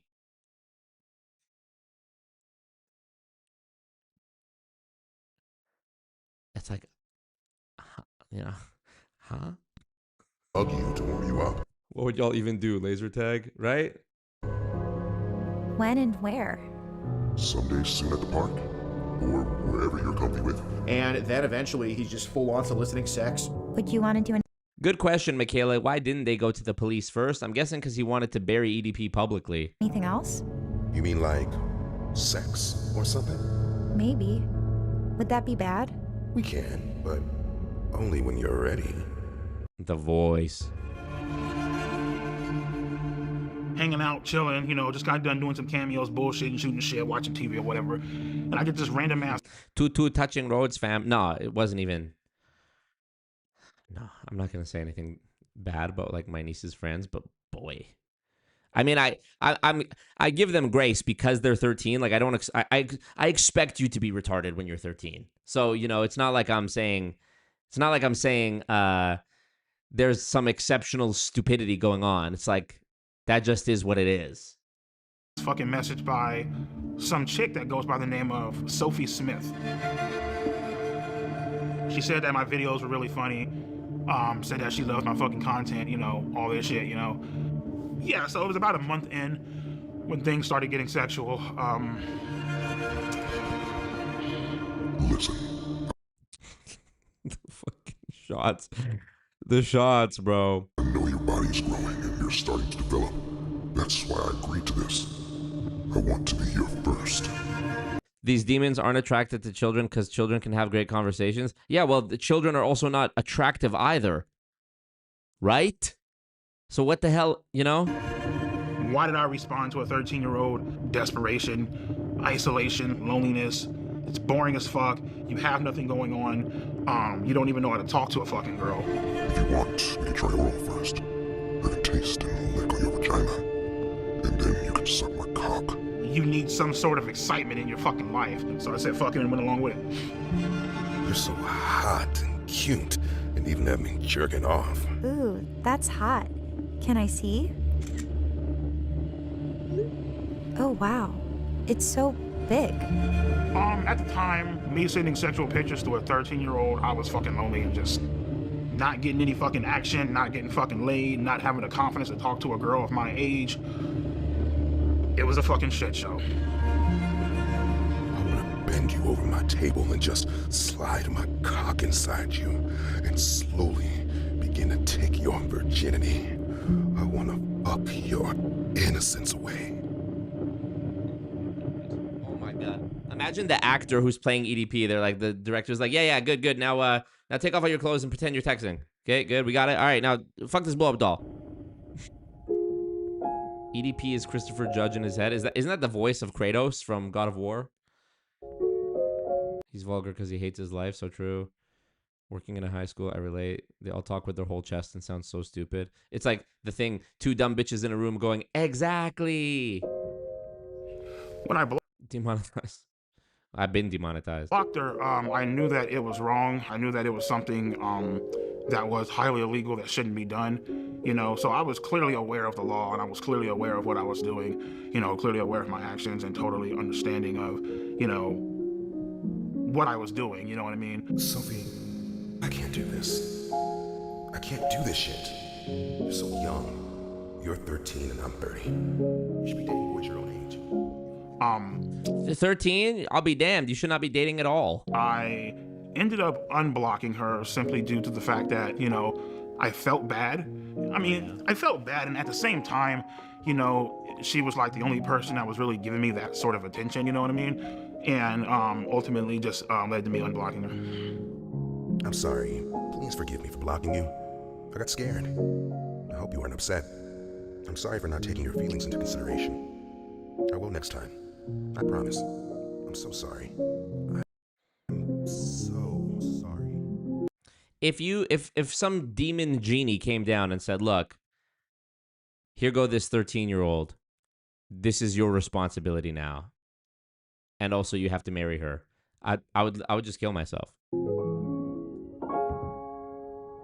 She says you should. Did I deal with a lot of haters when I first started making content?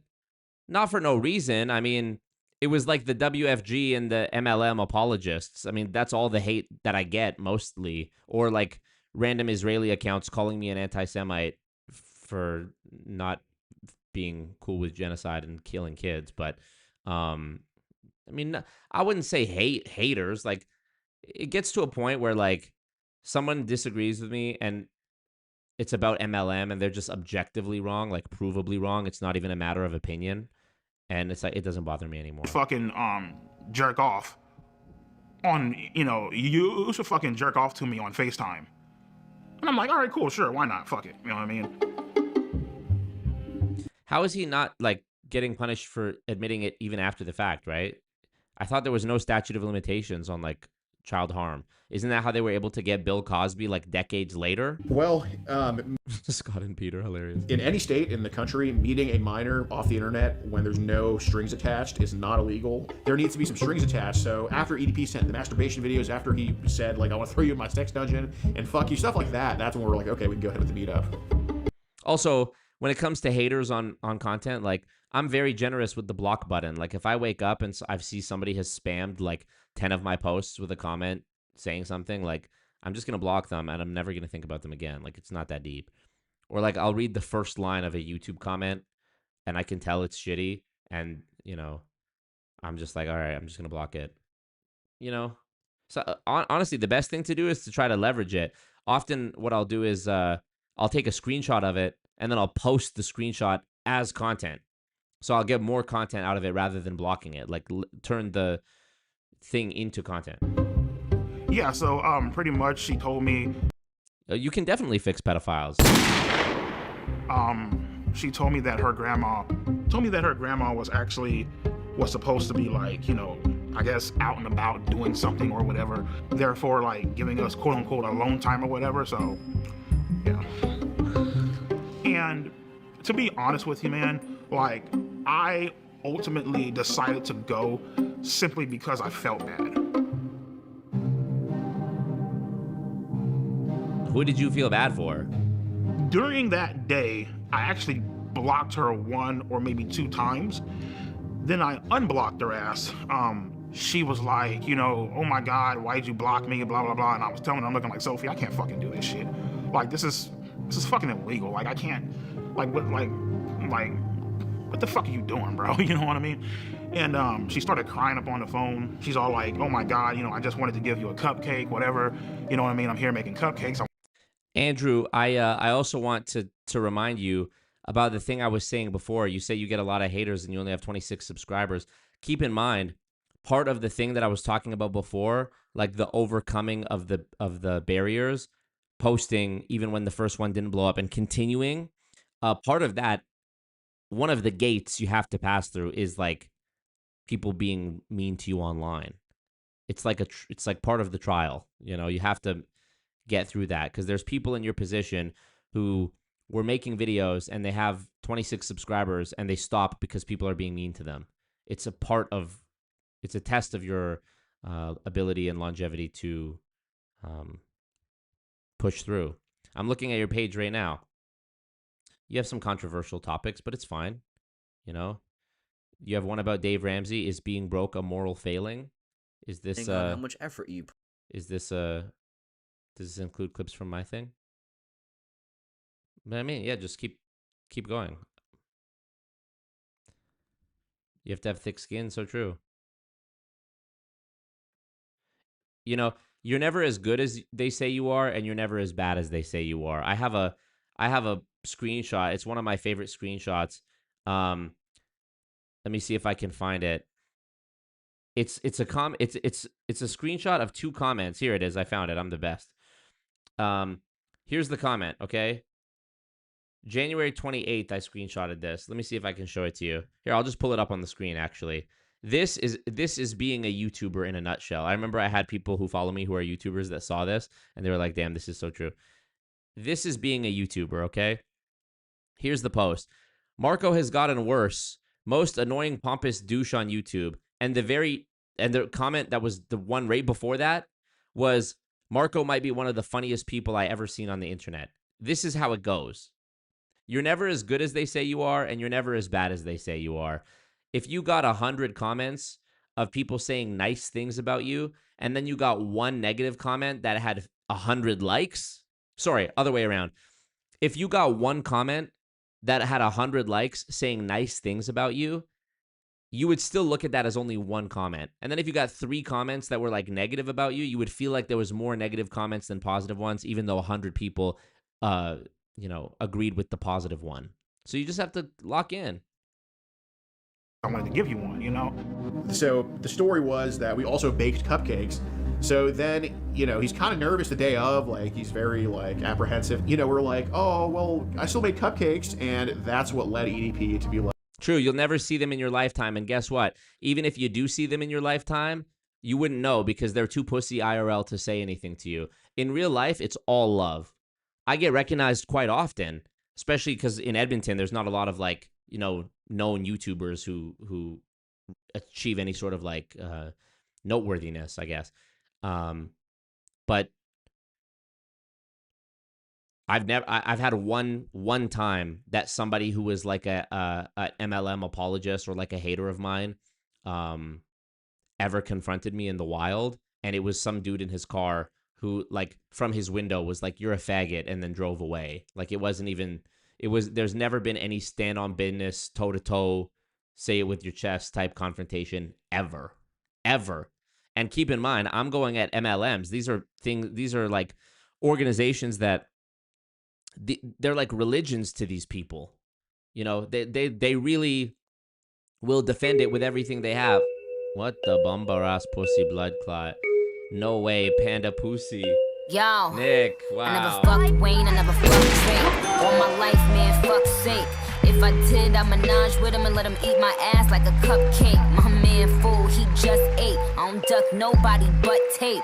Yeah, that was a setup for a punchline on duct tape. Worry about if my butt fake. Worry about y'all niggas are straight. These girls are my sons, John and Kate, +8. When I walk in, sit up straight. I don't give a fuck if I was late. Dinner with my man on a G5 is my idea of a update. Let it play. Hut 1, hut 2. Big titties, big butt 2. Fuck with them real niggas who don't tell niggas what they up to. Had to show bitches where the top is. Ring finger where the rock is. These hoes couldn't test me, even if their name was Pop Quiz. Bad bitches who I fuck with. Mad bitches we don't fuck with. I don't fuck with them chickens unless they last name is Cutlet.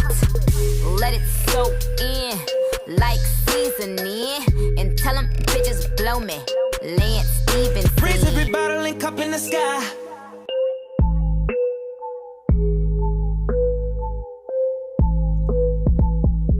Oh man, Panda Pussy, aka Nick. Dude, thank you so much, man. You're an absolute legend. Panda_Pussy pledges allegiance to the cult with 260 Canadian dollars. For the extra shift at the Goon Factory, smiley face. Maybe it is worth it to live stream later on at night, because in other countries, like where Nick lives, it's the time difference actually makes it a better time to watch. But somebody who knows more about like tech, like maybe Sam Lenz, if you end up watching this, maybe you can tell me how to how to fix the delay, because when I sing along to the song in real time and then I watch it back on the stream, there's a delay between my voice and the song, which makes it look like I'm off time, but I'm not. So there's a delay between, the audio and my speaking, and I don't know why. I'm gonna bless you with the Drake verse, of course. I just want everybody to say big up to Panda Pooksy in the chat. Thank you, bro. I'm messaging with him right now. He said, I've been watching for a while. Shit's funny. What a legend. Thank you, bro. Really, seriously, I appreciate you. GoonCon 7 coming up. Watch out. IRL event. I'm gonna film it and make a video out of it too, just to you know, commemorate and celebrate and show my appreciation for the goons. Look at this nice message I got. Hey, if you're watching this, what was the dude's name again? Average Andrew. Look at this message I got. This is a nice message. Marco, keep up the good work. You're one of the few level-headed creators who are extremely smart and dedicated to the truth. You represent me to a large degree. All the best, brother. Hey, man. The negative people who are talking shit about you for no reason because they're miserable or they disagree with you or whatever, they're never gonna do anything to impact your life, positive or negative. You know, even Scott and Peter, my most dedicated haters who have a weekly radio show dedicated to like talking about me in part, they've never been able to do anything to impact me negatively. They tried to write letters to the MLM conference I spoke on a couple years ago to get me kicked off. That was unsuccessful. I suspect they tried to get me blocked from flying into the U.S. by making false reports about me to the Border Patrol. That was also unsuccessful. But you know, the real goons, the Panda Pooksies of the world, you know, those people, even if there's just a few of them, those people are going to be the ones who, you know, their love is going to so greatly outshine the negativity that, you know, it all balances out. He says, I appreciate you spitting the free game, Unk. And GL, you inspire me to so crazy getting Unk. But you know what? I guess I am achieving. Let me be big bro for a bit, you know? Don't let me be Unk or OG or old head. Yeah, let me be big bro. I'm only 30. Unk, 35, 40, we can start talking about Unk. But it's funny because now I'm getting called Uncle Marco more and more because like my cousins who have babies now, they're like when I come around, they're saying with the babies, like, you know, the babies can't talk, but they're like, hi, Uncle Marco, you know, which is cool. It's cute. I like it, you know, but that's just wild. Marco, letting you know the doc is so sensationalized. I don't know what it's trying to say besides the fact that EDP is bad and weird, which we all know. I mean, yeah, that's what it is. We're just having fun. Why is EDP acting like he wouldn't have taken a cupcake? LOL. This doc is awful, just letting you know. That's fine. I'm here with the goons. Even the worst experiences are good if I'm with the goons, you know? I never fucked Nikki because she got a man, but when that's over, then I'm first in line. And the other day in her Maybach, I thought, God damn, this is the perfect time. We had just come from that video. You know, LA traffic had a city slow. She was sitting down on that big butt, but I was still staring at the titties, though. Low key or maybe high key, I've been peeped that you like me, you know? I mean, who you really want to be with besides me? I mean, it doesn't take much for us to do the shit quietly, I'm saying. She said I'm obsessed with thick women, and I agree. That's right, I like my girls BBW.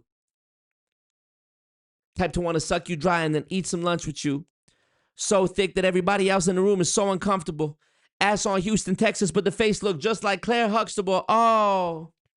You the man in the city when the mayor fuck with you, the NBA players fuck with you, the badass bitches doing makeup and hair fuck with you. Oh, that's because I believe in something and I stand for it. And Panda Pooksy, if you ever trying to fuck, just give me the heads up so I can plan for it. Pink Print, what's up? I just died on your arms tonight. It must have been something you said.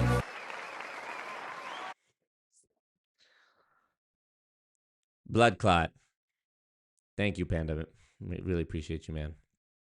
An OG supporter, by the way, since 2021, since I was going at the Forex scammers. We need New Money Nick Instagram back now. I need the finance advice. Tell me that I shouldn't be spending $50,000 on legal fees. Tell me that. I need that advice. Thank you, bro. Yeah. Bad Dog says, I'm Ankh.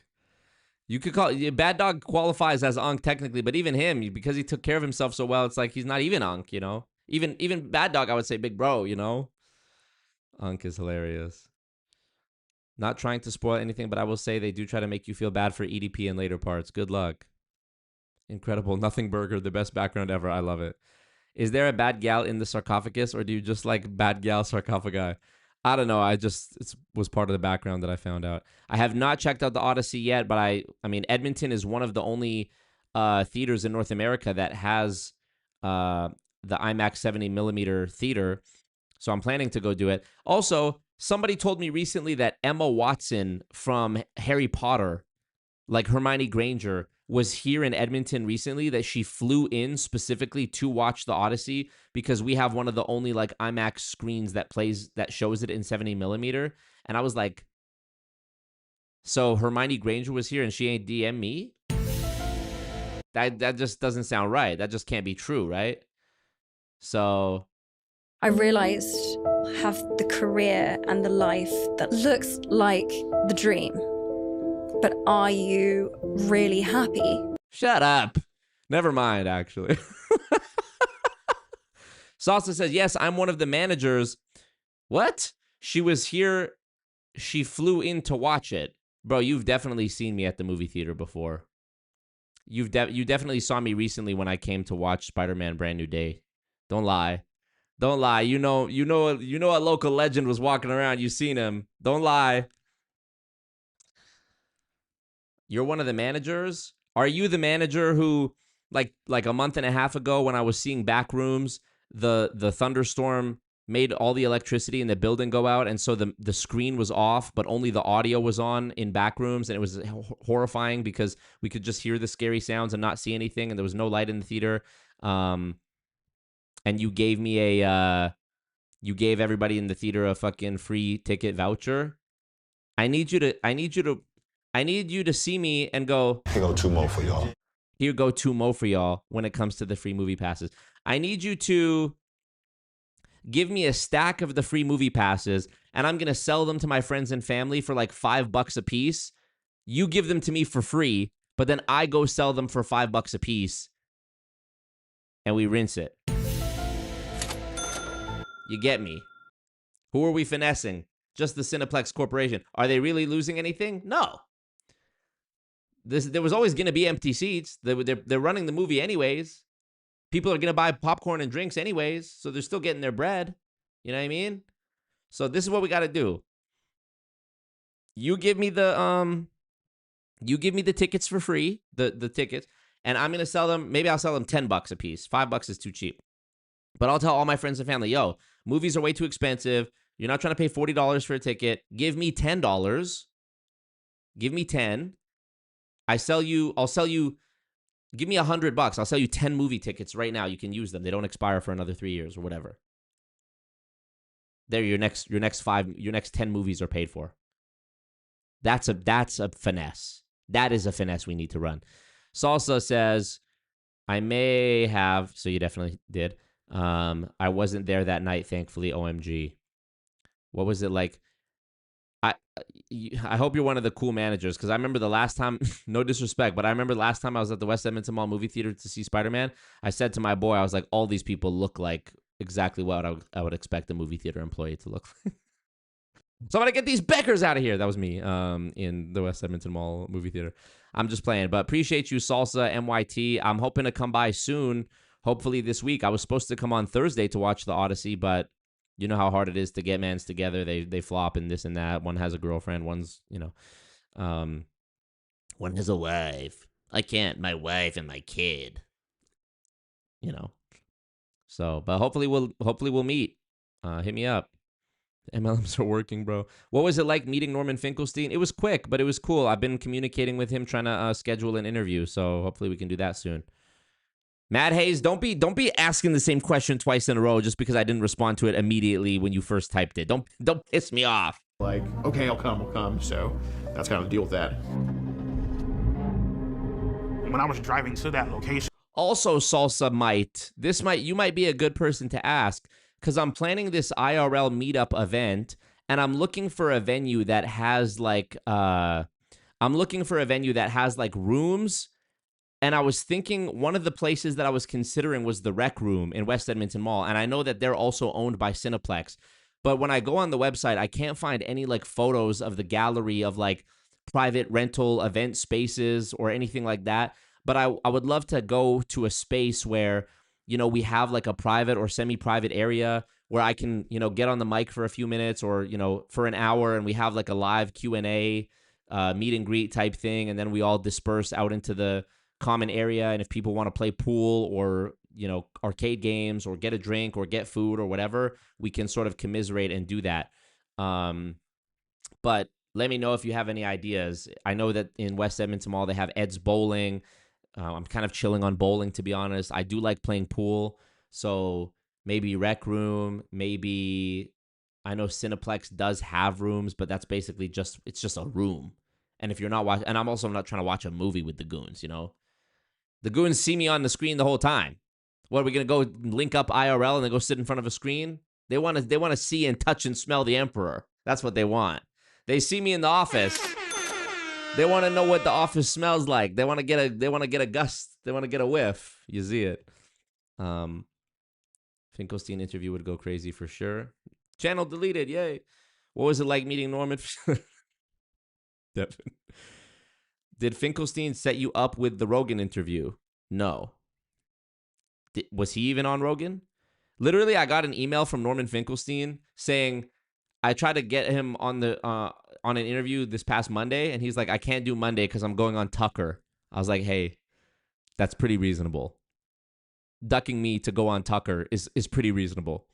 Wagwan Sheikh, when's GoonCon? The official day is in 5 days, is GoonCon, the 7-year anniversary. But it's probably going to be a couple of weeks from now for me to get everything organized for the actual event. Salsa says, I was going to say Rec Room, IDK, how much to rent there? I'm only with the theater, but Rec Room South might be better for a private venue. I emailed them. They're sleeping on an opportunity right now. They're sleeping on a major fucking opportunity right now. Rec Room has packages on their site. Bro, I emailed them, and I was like, let me know about booking GoonCon. And they were like, well, you have to do it through our sales team. So they sent me a link to a form to fill out. So I filled out the form. That was like 4 days ago. I haven't heard back. Before I did this stream tonight, I called them. I was like, what's up? They're like, oh, yeah, just follow up with them again. I was like, all right. Do you know them? Do you know who I am? Do you know who I think I am? Hey, Rec Room. What you were about to witness is real. Come the on in. Participants are not actors. Welcome. They are Welcome. I'm giving you an opportunity right now. I'm giving you an opportunity right now. And you're spitting in my face. I offer you my friendship, and you stab me in the back and spit in my face and piss on my grave. The goons won't take kindly to that. Specs is sharpening a stick in his hut right now, ready to spin back for me. You sent me a message on IG. We chatted way back in 2019. What a legend. Let me see if I seen this guy at WEM. Were you the guy who handed out? Oh no, you said you weren't there that day. All right, I'm not gonna dox you right now, but you're a legend and I appreciate you. Okay. Oh, you met Super Mario. That's sick. Okay.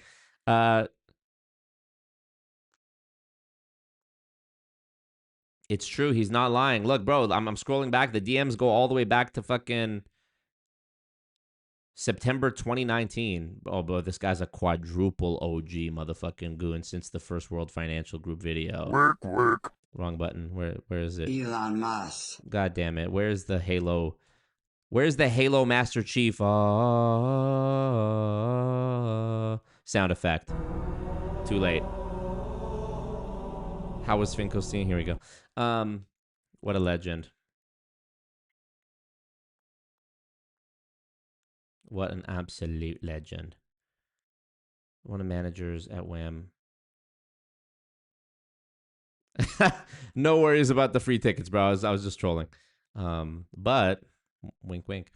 I was just joking. Unless, okay, I'll respond to this afterwards.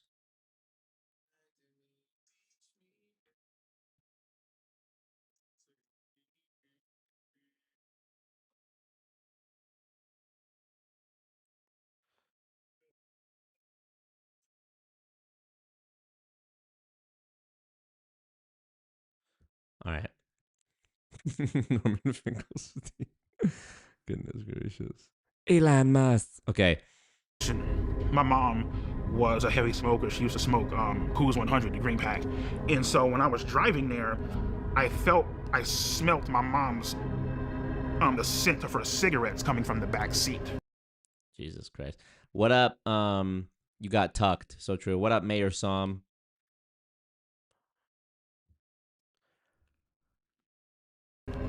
That's something I never told anyone. I felt like my mom was with me, watching over me. You know. What do you think your mom was trying to tell you? I felt like she was trying to tell me don't go. Really? I was, thinking this up in my head. How the fuck is this going to go down? How am I going to act? What am I going to say? You know what I mean? Rapping for 24 hours. That's one of my That's like one of my GFNI's favorite videos of all time. That was a classic. Like, horny as fuck. Fuck the porn shit. You were just craving, like, human contact. You know what I mean? So.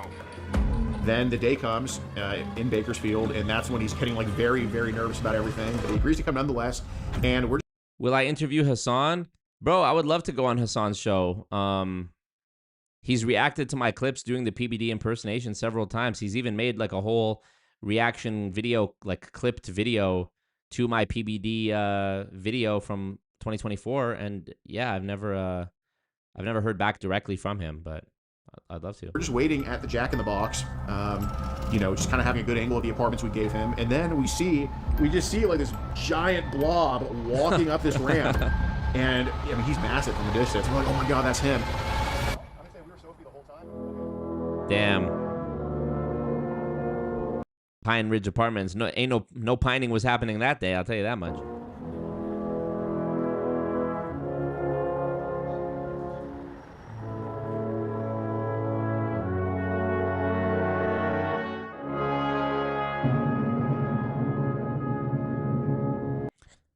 Oh shit, I pressed the wrong button. I was like, hey. BFI in UK was sold out, so her quickest flight was to Edmonton. Oh, Emma Watson? Okay. Did you get to snap a flick with her? Did you get her number? What's up? So you're the manager at West Edmonton Mall movie theater. Emma Watson was there, and your first thought wasn't, hey, Hermione, always Marco lives here. Wingardium Leviosa, what's up with it?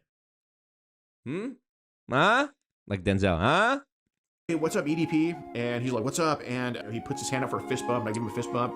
And then he tries to fist bump CC Unit, and CC Unit's like, I don't like fist bump people like you. Well, fist bump? I don't fist bump people like you, man. I mean, when you wouldn't fist bump me, I mean, it felt like the classic case of fucking rejection. So. Okay. And, I told him, like, hey, we got to kind of go over things with Sophie. We have you talking to Sophie. Correct, yes or no? Right. Okay. The fact that EDP, I remember when this came out, I was borderline thinking it was like fake, because how did he stand there and just allow them to talk to him for so long? I was caught red-handed. Shit was about to go down. I thought the free tickets was enough. I know better for next time. Hilarious. One thing you learn being in this cult, it's never enough. Did you abuse your authoritative position at your place of work to provide advantages to the emperor for nothing in exchange? Did you pledge 10 to 20% of your income to paying goon tax? Did you connect him with Hermione Granger when she came to the movie theater so that they could embark upon a romance / situationship?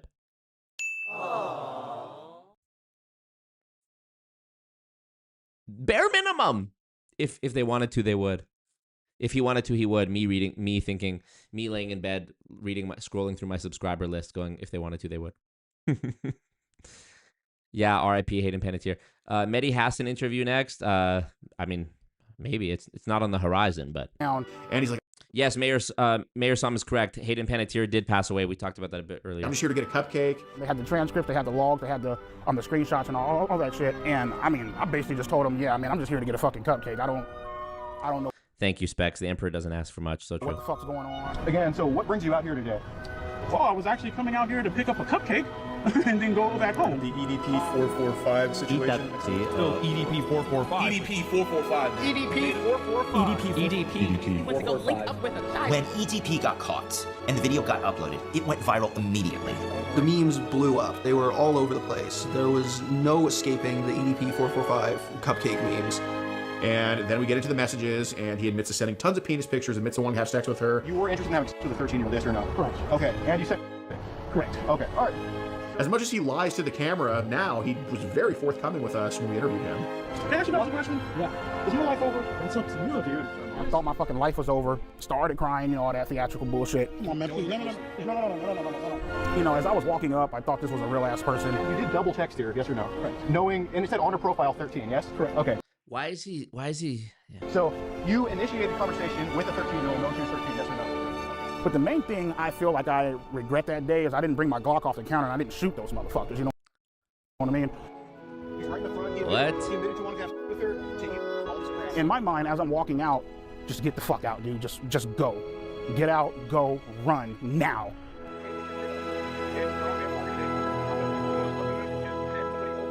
Jesus Christ. Well, I thought that it would blow over because, like, you know, in my mind, I'm like, okay, well, you know, yeah, I got caught, but nothing actually fucking happened. You know what I mean? So in my mind, I'm just like, whatever.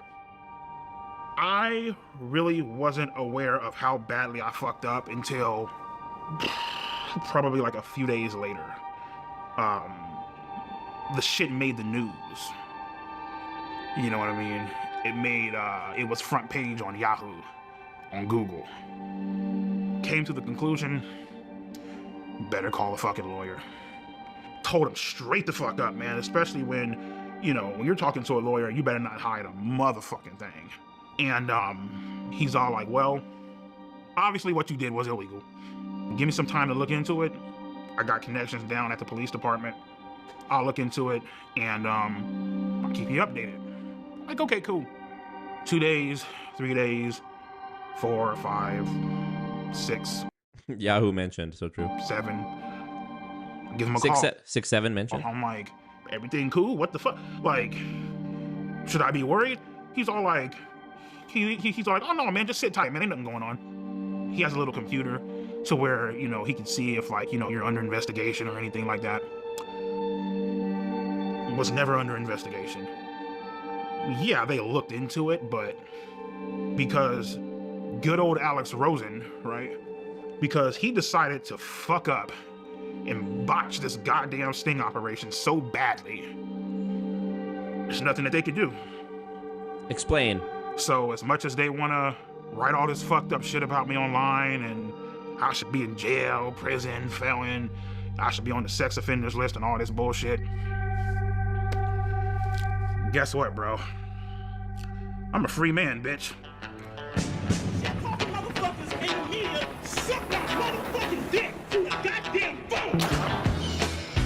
We're gonna send these motherfuckers to hell, rightfully so, where they fucking rightfully belong. Oh my God. He's doing everything but, like, taking accountability and admitting his faults and, you know, apologizing. John DePina, I don't know why you're not getting notifications, even when they are on the channel. Sometimes they don't work. You got to join the Discord. I always post in the Discord and on my story when I'm live. And even then, sometimes people are like, I never knew you were live. This is bizarre.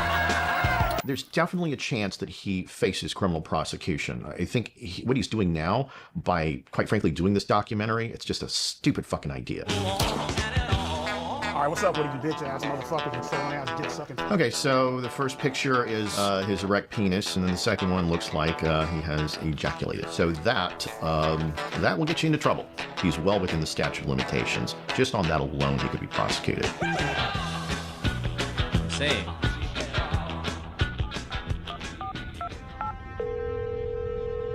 Hi, my name is Mike Klum. I was calling to speak with the Kern County District Attorney.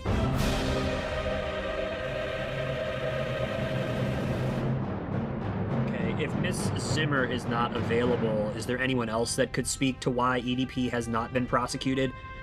Maybe, like, the sheriff?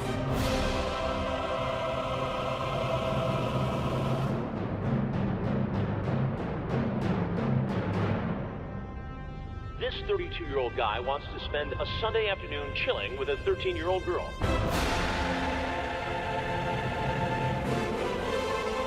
I want you to see. I just want to say the fact that Robert Pattinson is playing Chris Hansen is just amazing.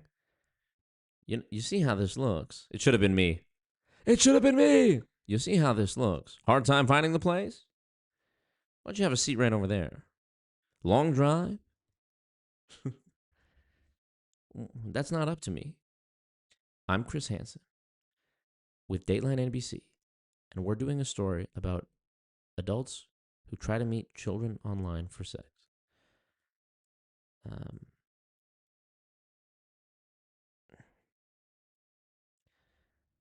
Salsa, okay, Salsa, you were definitely at the movie theater when I went to see Spider-Man because that's who I was with. So that is cool though. Right over there. Right, have a seat. Oh, Jeff Sokol clip. Have a seat right over there. This guy eating the pizza, Jeff Sokol, is like the most legendary character on To Catch a Predator. That impression was out of control for no reason. It ain't for no reason. It's because I've been watching Chris Hansen since I was like, I don't know, a teenager. That's like one of the first things I ever watched on YouTube and was like, yo, this is amazing. And it's just cool how, like, you know, Robert Pattinson, who is Batman, we know I love Batman. We know I love To Catch a Predator. He's also playing Chris Hansen in To Catch a Predator, you know. Right, have a seat. So funny. Why did you show up that day? Why did you go to that location? Long drive. You see how this looks. What did you think was going to happen? I showed up to that location that day, trying to. You got banned? Okay, John DePina, what's your name on Discord? Let me see if I can investigate it right now. Obviously meet up with an underage girl. You know what I mean? And I guess you can say, trying to have sex. I don't know. I mean, whatever. You trying to have sex with a 13-year-old girl? For the most part, yep. People have a tendency of doing this, I feel like, because they enjoy the innocence and having control of somebody, you know? Sounds like that's what you wanted to do. Right. Nobody your age you could have hung out with. No. No women your age you could date. You had to pick on a 13-year-old girl. Pretty much, yeah. Oh my God, babe, it's a playful spank, you say. When I spank you, it's supposed to be sexy, LOL. If anything, I just bend you over and kiss your ass. Yes, well, maybe, but only if you're a good girl. What are you trying to do here with this? What do you think I'm trying to do? Well, it sounds like you're trying to sexually assault a 13-year-old girl. If that's what it looks like, I guess that's what it is, man. I mean, handcuff you. Throw you in the back of my car. Trump, Patrick Bet-David, Chris Hansen, E40. 4 people that I can do 4 completely different, distinct people with their own unique voices that I can do a great impression of. And bring you back to my dungeon, LOL. You talk about climbing through a window. Mm-hmm. You're so hot and cute and even had me jerking off. Were you masturbating when you were talking to her? Mm-hmm. You sent her pictures? Yeah. You sent her pictures of your penis? Yeah. It's wrong. Right, I know. It's illegal. Had Alex Rosen... Also, he's within the statute of limitations, so why would you do this documentary drawing more attention on yourself and more public awareness to this and bringing attention to the question of why you haven't been prosecuted, which may very well put more pressure on the district attorney's office to prosecute you and potentially get your ass landed in jail. He's so happy and gleeful that he's walking free. Why the fuck would you do this documentary? And not botch this, you might be in prison right now. Thank God he didn't. Legal. Had Alex Rosen not botched this, you might be in prison right now. Also, please, somebody explain to me how did Alex Rosen botch it? What was different about Alex Rosen's investigation that caused it to be like inadmissible evidence that wouldn't lead to a prosecution? Like, that's what I'm still not understanding. Maybe they're going to explain it here. No. Thank God he didn't. Well, you could look at it 2 ways. Maybe prison is where you belong because of this. If it was where I belong, I'd be in shackles right now, so. But I have to tell you something. Mm-hmm. Had this been me doing an investigation, your EDP445 ass would be in prison now. Just where it began. EDP is clearly in trouble here.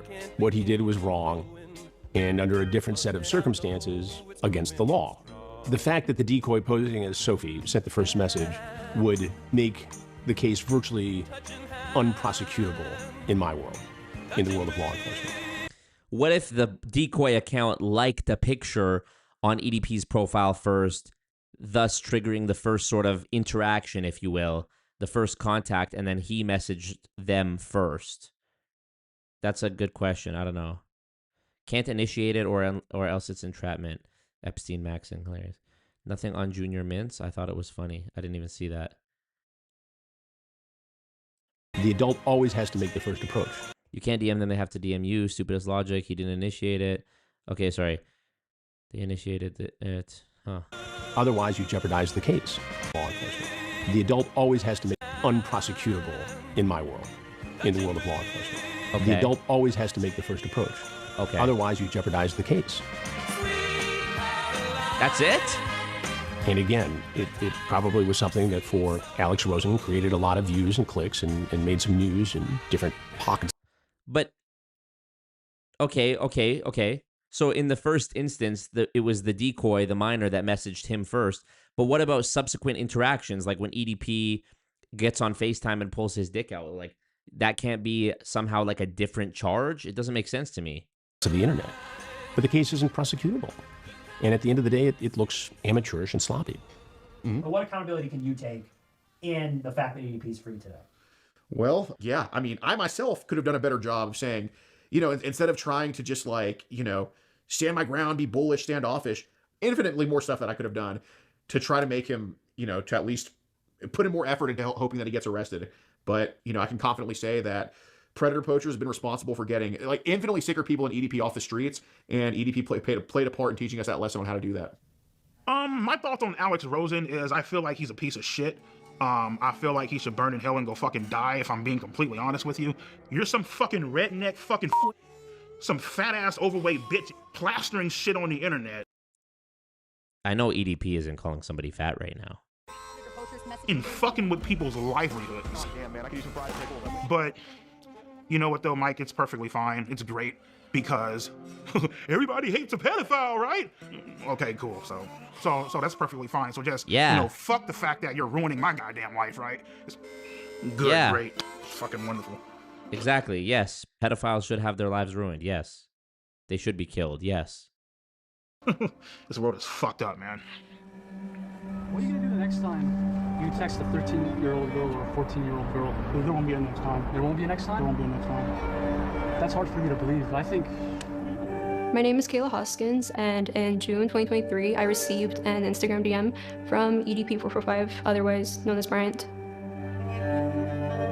I first replied to EDP because I always reply to anyone who This girl's an idiot as well. messages me, and I didn't know who he was.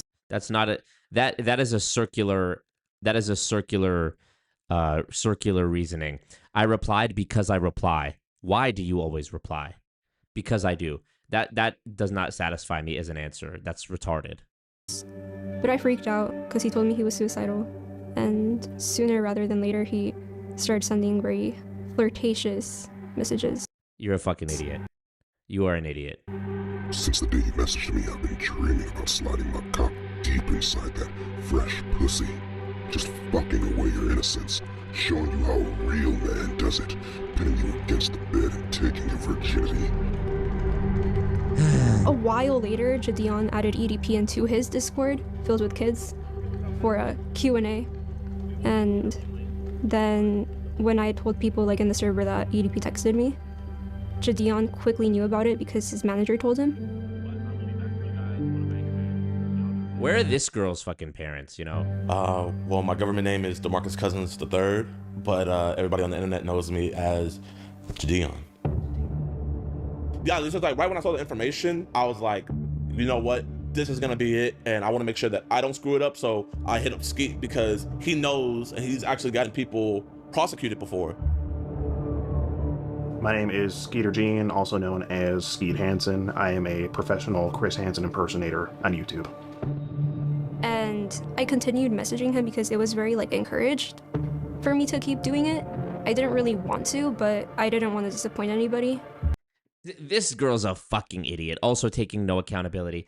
I replied to his message because I replied to everybody. Oh, I didn't stop talking to him because I had encouragement. I didn't want to let anyone down. I can just see this girl. This is like the same type of reasoning that's like when you ask your girlfriend, why did you reply to that guy who you know has a crush on you? And she's like, well, I didn't want to be mean.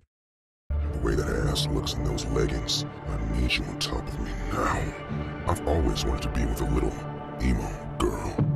Because he sent me videos saying that he was gonna shoot me and kill me if I ever said anything. See, Taylor, don't mean to scare you, but now I have to fucking shoot your ass. I have to critically injure you and possibly put you in the fucking hospital, if not worse. Not only that, I have to kill everybody. It was uncomfortable. Like, Thank you. I am the professional Chris Hansen impersonator. Long drive? Hard time finding the place? You see how this looks. there was days where I didn't even like want to leave my bed. And he was trying to fly me out to Vegas What would have happened here if I wasn't here? on my 16th birthday to give We've got the chat logs. me, quote, birthday dick. Nice. What the fuck? What the actual fuck? Well, I sent her a video of myself fucking masturbating, you know what I mean?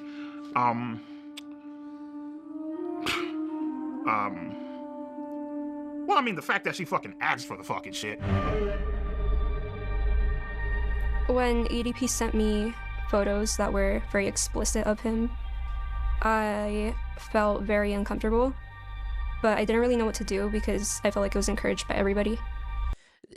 I know she's a child and her brain isn't fully developed, but this is a level of like deflection that takes intelligence to learn and to master.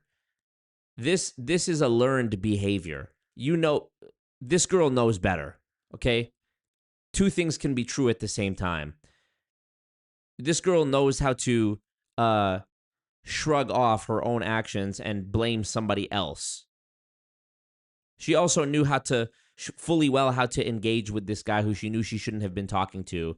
And what have her excuses been? I replied to him because I replied to everyone. Okay.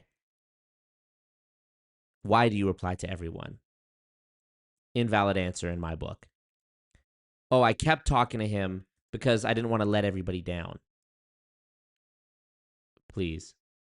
And yeah. And yeah. She's all... Huh? And but I didn't really know what to do because I felt like it was encouraged by everybody. I was encouraged by everybody, so yeah. And yeah. This is like, I was way younger than this girl when I learned the lesson of if your friends went and jumped off a cliff, would you go do the same thing? And I realized, yeah, no, that I wouldn't do that. I wouldn't succumb to peer pressure like that. This girl's what, 15? Come on, dude. Grow up. And yeah. She's all like, hey. Anthony, I reacted to some clips from the debate yesterday on yesterday's stream. Would you like to see a picture of my tits? Sure, why not? Like, why the fuck are you even asking me that fucking shit? Sure, why not? So I did play a part in it, okay? I'm like, sure, why not? You know? Yeah. The reason I let her send me those pictures is because I was horny as fucking beating my shit at the time. I ain't gonna lie, bro. She has a... Never mind. Say that. Go ahead. You are starting to say. Fine. Kayla got a motherfucking figure on her, okay? Like, let's be fucking honest here, okay? And, like, you know, she's over here, like, you know, trying to turn me on, you know, all this extra shit, you know what I mean? Teddy pics, you know. So this girl actually did do it? What the fuck? This girl's an idiot. Saying how she's gonna fucking suck me off when we fucking meet, calling me daddy and all this bullshit. Because in the moment, bro, you don't fucking care. You really don't.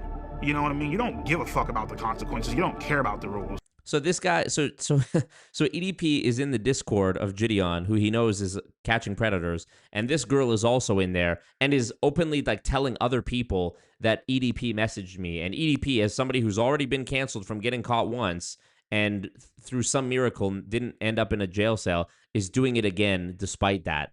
What? Is everyone just trying to out stupid the other person? You know, and anybody that say that they do, they're fucking stupid. You know what I mean? They're lying to you.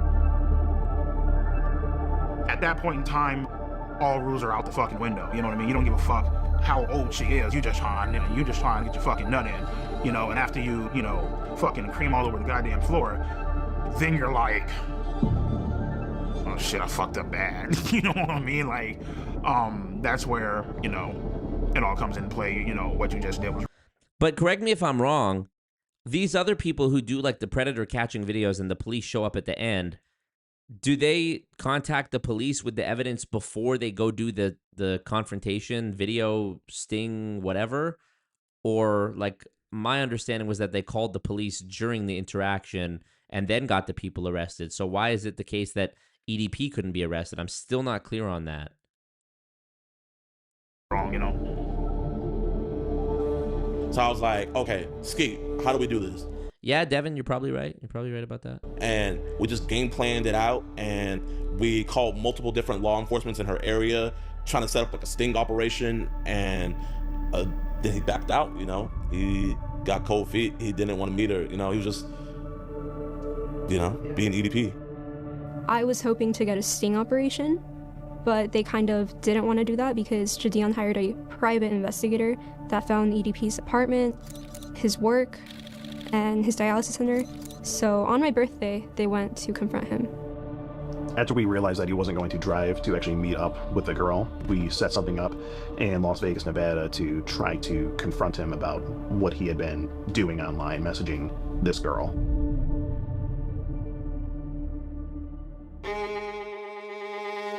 Honda SUV? That looks like it? That's a Honda, bro. Oh my god, dear Lord, it's EDP. It's EDP in the flesh. I love you, bro. And as I'm walking into the dialysis center, these motherfuckers pop out the goddamn van. Right then and there, I was like, give me Kayla's address because I'm about to hop in this car and I'm about to go blow this bitch's brains out. He's texting me right now, so he told me, fuck you, bitch. I don't give a fuck if you're a minor. I don't give a fuck. Oh, well, you know, she's just a girl. You can't be doing that shit. Bitch, you gotta die. He cussed me out. He told me to, I believe, he told me to kiss his ass. 2 years ago, you were called kiss my ass. And the whole meetup was underwhelming, you know? Like, he just went inside. Brian, it's disappointing. He said 2 words and then he walked right in. Basically, what's going through my mind, don't say a fucking word. We really do just want to have just a simple conversation. They ain't got shit on you. As long as you don't say a word, you good to go. Brian. Bryant. Don't be like this, Brian. I just have a few questions. Thoughts? It's an embarrassing clown show. You know, he says the same thing over and over again. The way this investigation, it's not really an investigation, but the way this was conducted makes it unprosecutable. And you've got Skeeter, or Skeet, or whatever his name is, who's clowning around, taking my lines, I suppose, and murdering them with a guy in a cupcake outfit. There's no... That must have hurt Skeeter Jean's feelings seeing his goat, Chris Hansen, disavow him like that. Serious attitude here. It's a clown show. And it resulted in nothing. I think there possibly maybe could have been different results in this case if me and Gideon did not confront EDP or take the situation into our hands at all. That's a hard maybe though, and you know, that way obviously there's no content there, so it's like, eh.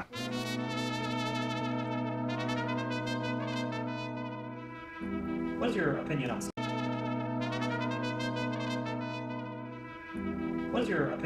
Jean? I don't know Skeeter Jean. He reached out to me some time ago to collaborate, and it's not something I would ever do. Why not? Because I don't need to. I mean, I don't need to create a clown show with somebody who is merely seeking to get fame and clicks and views on YouTube. I have my own team, my own way of doing things, and it produces justice. The rest of these clowns, you know, they're out there goofing around. Yeah, it did definitely change my opinion on him a bit because I think he was a bit hypocritical with a statement that he made. He said that I was just doing this for clicks, views, and ad revenue, basically. I mean, are you telling me that he's not doing it for the same reasons? You know, I would really like to ask Chris Hansen that if he weren't being paid for his work, would he still do it?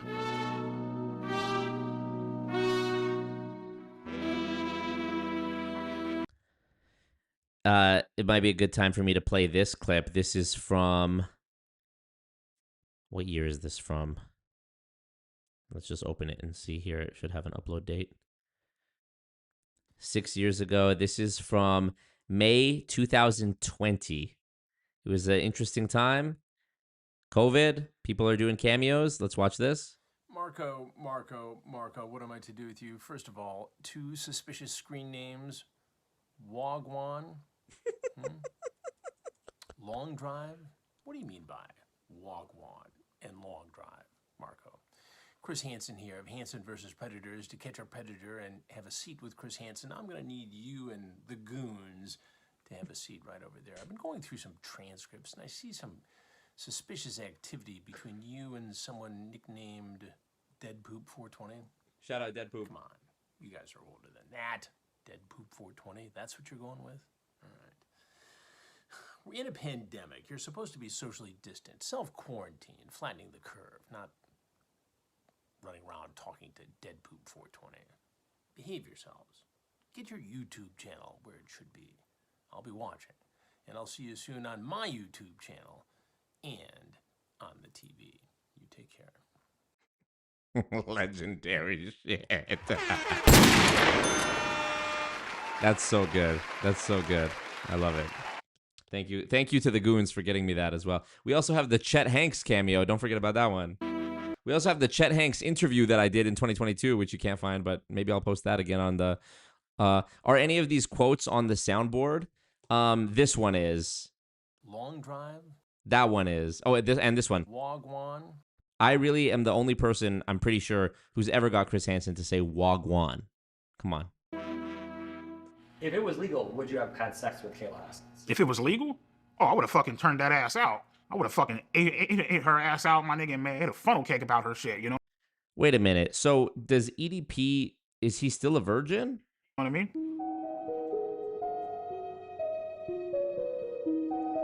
Why was he never charged with any wrongdoing? I feel like I was a victim of EDP, but I think I was mainly a victim. This is gonna sound crazy, but mainly a victim of Gideon, in a way. I feel like for a long time I was his like little puppet. In what way were you his puppet? I feel like I was his puppet because I was just like kind of doing the things he demanded me to do. I feel like I am a victim of Gideon because he encouraged me to keep talking to a pedophile. Every single time we would talk to her, I would ask her if she's okay. Are you sure you're good? Like, I want to make sure you're okay, because I know, like, this could be really, really... Are you sure you're good? She was like, no, I'm okay, I'm okay. I want to get him arrested. I want to get him arrested. I told Gideon every single time that EDP would send me dick pics, but he would never tell me to, like, block him or anything. I want you to block him on your phone, right? But we would tell her, if you're going to keep on talking to him, don't talk sexual, and please don't send any explicit photos. This girl's a liar, bro. No, I did not send EDP any pictures of me that were nude. What did happen when he asked me for them was that Gideon got like a lookalike of me, and I kind of photoshopped her face into Google pictures. And she told me something about like her like looking up like something in photoshopping, and I was like, okay, no, like do not do that. To my knowledge, I never knew that she actually sent anything because I never seen any images of that, but she sent something explicit. Yeah, Kayla Hoskins actually sent me a picture of her tits.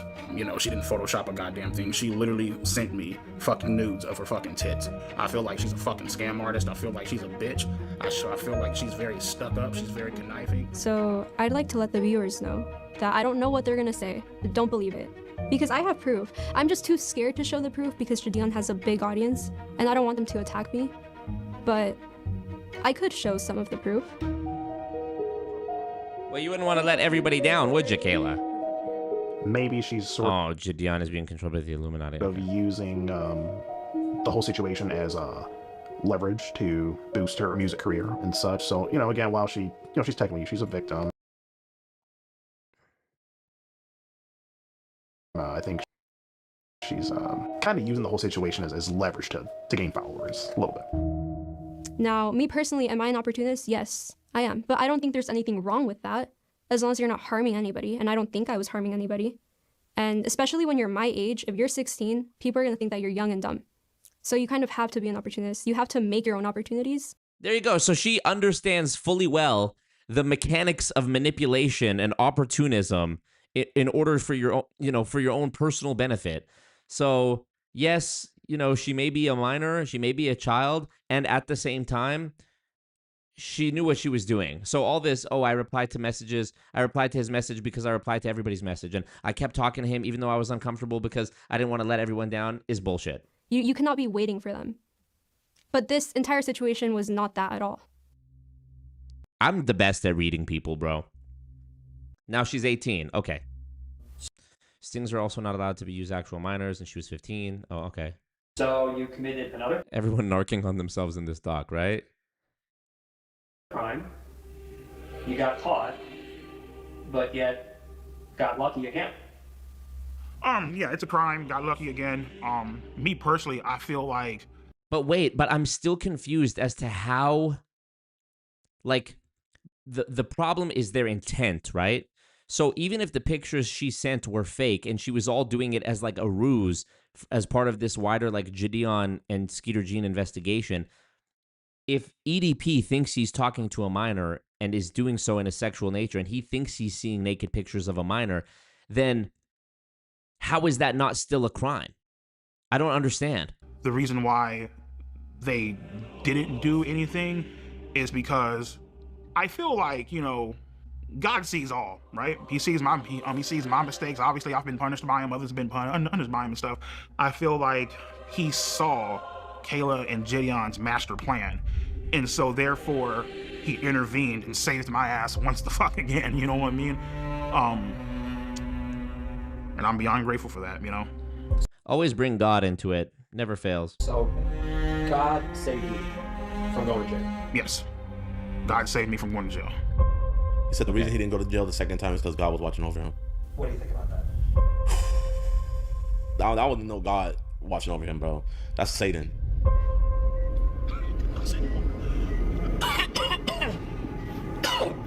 Jacob, I need that water, bro. Yeah, sorry about that. How are things with your health? How are things with my health? Well, in 2022, I was working security at a dispensary, and he's admitting it's him. What do you mean? He's admitting that he was talking to this girl. I don't understand. I don't understand. I started itching uncontrollably.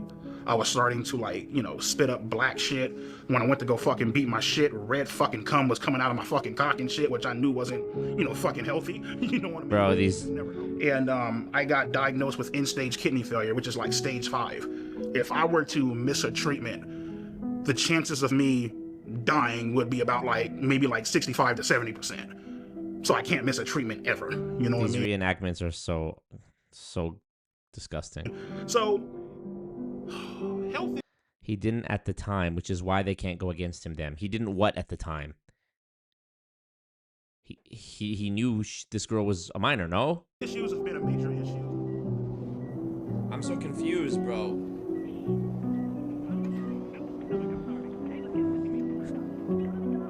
I tell them all the time. And then Dr. Now comes in. What's his name? EDP, you are not losing the weight. You need to lose the weight. If you do not lose the weight, then I cannot give you the gastric bypass surgery so you can save your life. That's the Dr. Now from My 600-Pound Life. Another impression that I can do. Add it to the list. They're all like, oh, well, you know, your fluid intake is off the fucking charts. You need to start eating healthier, blah, blah, blah. And I'm looking like, listen, bitch, I'm over here fucking grinding this shit out with 2 jobs, working 20-hour fucking days. And I'd be lying to you if I told you, oh, yeah, I'm about to go eat a beautiful ass Greek salad. Like, no, bitch, there ain't no fucking Greek salads out there. It's like motherfuckers eating hot dogs and burgers and shit. You know what I mean? Because that's what's convenient for you, you know?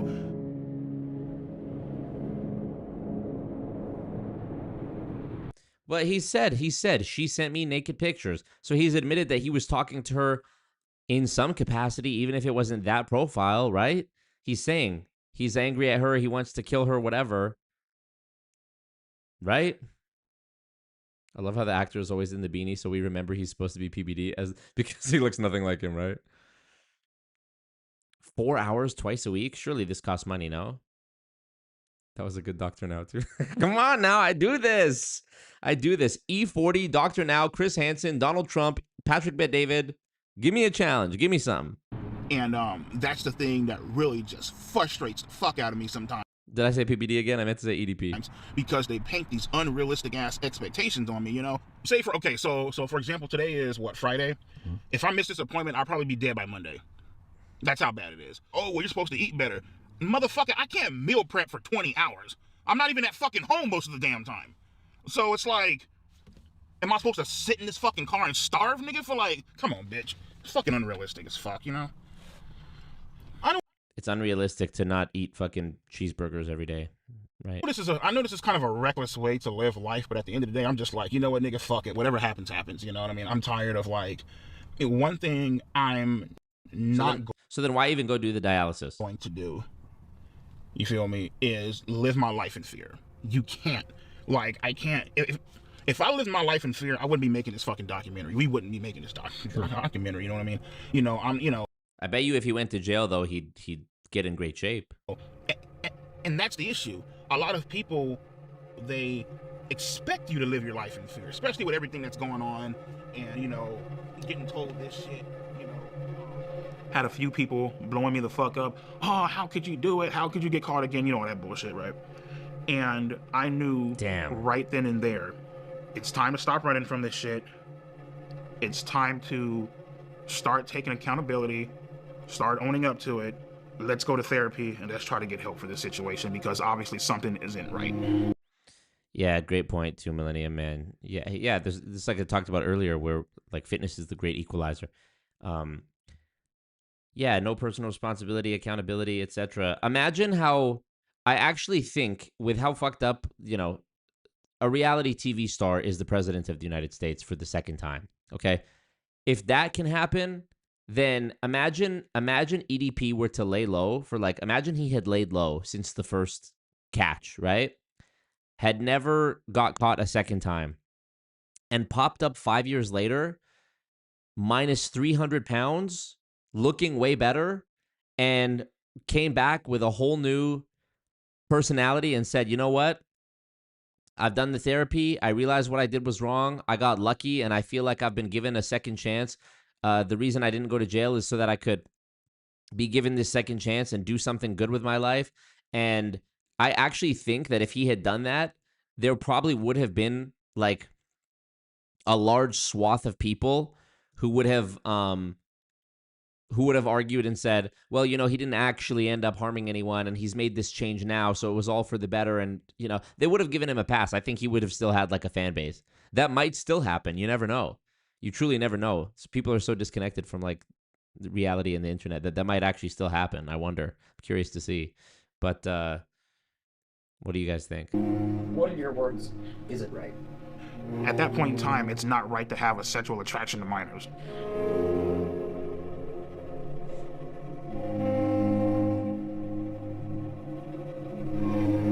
This is the part where they're going to try to humanize him and make me feel bad, right? My name is Kara. I am a marriage and family therapist. I work with adults, couples, and families. Bryant is my client, and I've been working with him individually. Bryant is my client. Hold up. Go ahead. For Bryant, when Bryant came in, you know, the first thing that we got through was just getting to know him. I needed to learn about his history. I needed to learn what he went through, his perspective on it. Whether people agree or disagree, he has his perspective on it, and it's my job to understand that perspective. I go to therapy, first overall session. I tell my therapist, listen, I was involved in sexting and talking to underage minors. Obviously, I'm aware that this is wrong. This is a fucking crime, and I would like for you guys to help me. So, you know, we discussed what happened. We discussed his feelings about what happened, the shame, guilt associated with something like that. And then we dig into motivations. And once we've discovered motivations, we've dug into, okay, well, why are those motivations attractive to you? What is it about it? But he has been very honest with me about a reason, and we've connected it to something that he really needs to work on and explore. But I feel strongly that it's his job. Devin says, I bet if he went to jail, he'd finally lose his virginity. I mean, maybe if he lost the weight first. You're not holding down a big boy like that. To say why to the world. Alrighty, so how are we feeling when it comes to accountability? Yeah, I mean, you know, it's the thing is like when, particularly in like, whole like sex and minors and all that bullshit, right? You in the back of your head, you know it's wrong. You know what I mean? But at the same time, it's like that sense of doubt where it's like, you know what, maybe this shit could be real. That's the part that ends up fucking you in the end, you know what I mean? Real, do you mean you wanted more, did you want a relationship? Yeah, basically, yeah, you know what I mean? Like, this could turn into something legitimate? Yeah, like the whole... If you heard the way she was talking to me on the phone, you would be like, oh shit, like, you know, finally has a girlfriend. Oh, wait, hold up. She said finally has a girlfriend. So you were kind of feeling like, I might finally have something. Correct. Correct. Romantic. So what was it like? I would say that none of us can predict the future. But the police already knew about it, no, Michaela? Like, it was already so widely publicized. Like, it seems like I still don't understand why. I still don't understand why nothing more happened. I would like to believe that he would not do it again. What I Right. can say is that we are not suggesting that he quit therapy anytime soon. Okay, well, it's almost like he knows he's gonna die and doesn't give a fuck, so he's doing this documentary as like a final hurrah because he knows nothing's gonna happen to him anyways. In a way, I'm kind of glad that this whole incident did happen because it got me to understand and to realize who my true friends are.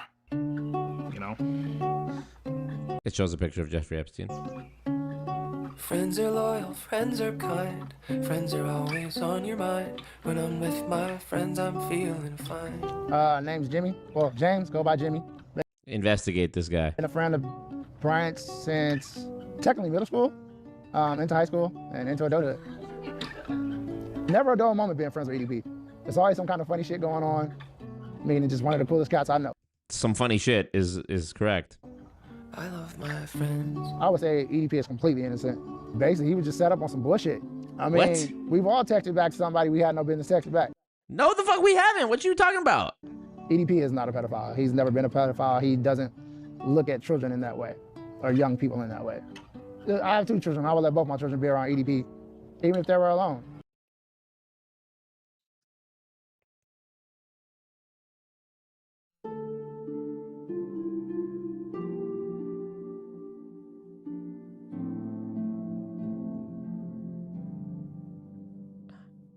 What?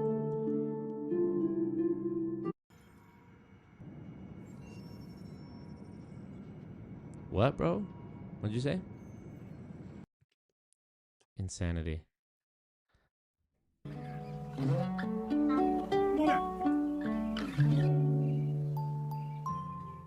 My favorite way to play with kids is to just to joke around and tickle them. You know what I mean? Make them laugh. This shot, bro. Also, as EDP, if you were EDP and you weighed that much, why would you put your mattress on the floor in the morning when you have to get up? It's literally like starting your day with like a 300-pound squat or deadlift, like trying to get up. Why would you not have a bed that's like kind of elevated off the ground that you can like roll out of and put your feet on the floor? Streams on back to back like the cover Lethal Weapon. Whoa. Come on now. What up, Chris? Chris, go to bed. It's goddamn 2:30 in the morning. What are you doing up here watching the EDP documentary? Give them fart bubbles, I guess. Well, they call it raspberries.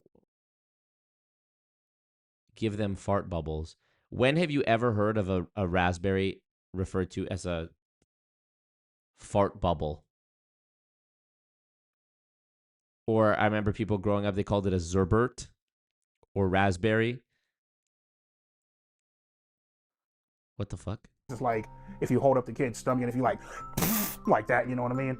Some of the things I like to do when playing with kids is like I like to sidewalk slam them up on the couch, power slam them up on. Making it worse. Making it worse. Me, the lawyer. EDP's lawyer. Making it worse. Making it worse. They hear me in the background of the documentary. Making it worse. On the couch. Hell, sometimes if I'm crazy as fuck enough, I'll jump off the goddamn wall. You didn't do a Shawn Michaels elbow drop on other motherfuckers. Yeah. He's got to be trolling. He must know that he's going to jail or dying or something and is just saying whatever. He'd break the frame, true. The Sting never gave the evidence to the police until years later when she was 18. The report was just, man, it's bullshit. This is so bullshit. Could a member of the public not have copied the YouTube link and sent it to the police? Like, I don't understand this. Meanwhile, there's me being dragged through hell, spending tens of thousands of dollars on legal fees over civil, claims, nonsense claims from MLM companies, frivolous lawfare, yet an actual pedophile, nothing's happening to him. Make it make sense. And I'm a Canadian, so they shouldn't even have the business to be suing me in the U.S., but what the fuck? This is actually pissing me off.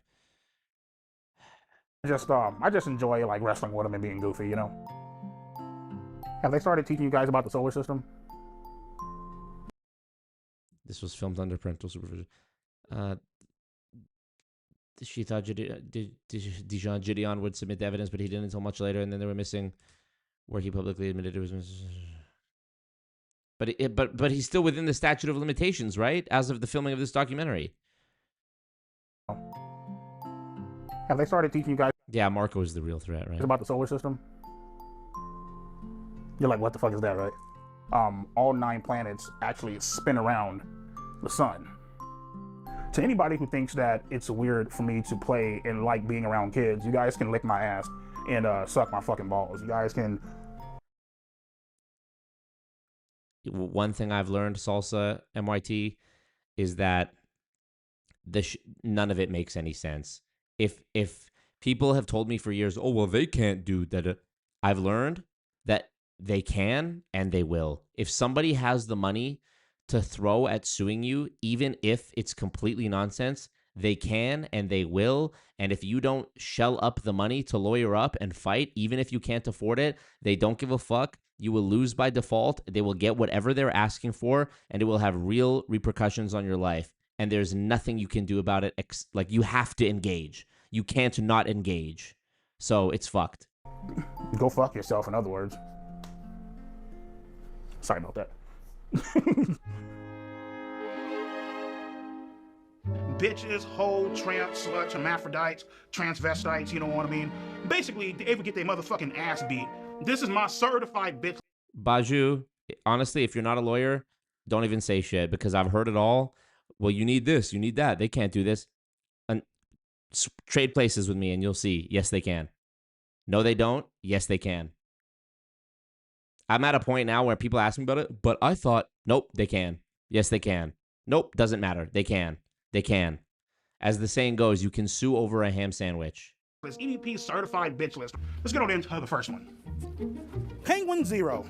This motherfucker's a goddamn disgrace to fucking humankind. It looked like this motherfucker ain't washed his ass. Hi, everybody. Go suck a dick, bitch. Next up, we got Keemstar. His content sucks ass, has no fucking talent, just a fucking lowlife. Oh, let's see here. The next fucking Mudahar. Get off my fucking nuts before I piss on your face onto Mark Kelly shit, okay?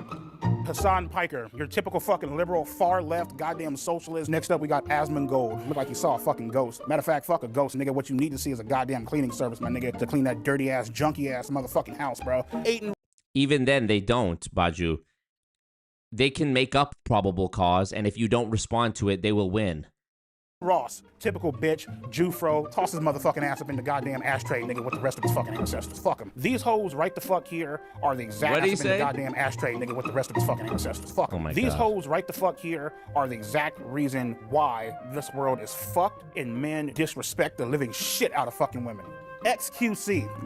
Who even are these girls? And men disrespect the living Who even? I know the girl with the ukulele. shit out of fucking women. XQC. Bitch, speak the fuck up. I always thought this guy was a bitch. We got Destiny. Probably gets fucking pine cones and tubas rammed up his fucking ass. Oompaville. That's how I feel about him. Ethan Klein. I think his wife, his girlfriend, whoever the fuck it is, I think she's very beautiful. I think she could do way better than this motherfucking loser. Listen, man, you need to come on up over my house and I can give your ass some real good fucking dick instead. Fuck. Yeah, Gila Klein is beautiful. He didn't say that about the other 3 girls, but yeah, Gila Klein is beautiful. Okay. With this punk ass nigga. And that wraps up my certified bitches of YouTube. Bad Dog, why are you not on his list? Come on now. How would you describe your sex life? Oh, my sex life is fucking great. Let me see. I sit on this piece of couch right here. I whip my dick out, I jack off, and that's my sex life. I thought he was, so he must still be a virgin. I thought he was, going to therapy. So why is he still doing this? As far as me actually fucking bitches, shit, I only had sex once in my life, and it felt like I was fucking a Brillo pad. My fucking dick is still surfing that shit. Oh my God.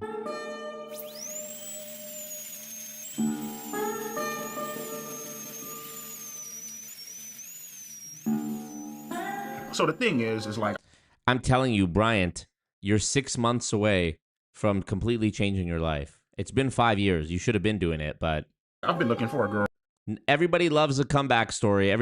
Why am I giving him like PR advice? Why am I being like, if you really want to rehabilitate the EDP brand. You need to come back, new YouTube channel, Bryant, your real name, no more EDP, no more screaming Eagles content, weight loss. You're going to come back rebranded as like a role model, and you're going to be somebody who like helps, children, and you're going to donate your earnings to like victims of abuse, and you're going to, try to be somebody who makes a call to action for other people who have the same fucking mental illness that you do to go seek help. And,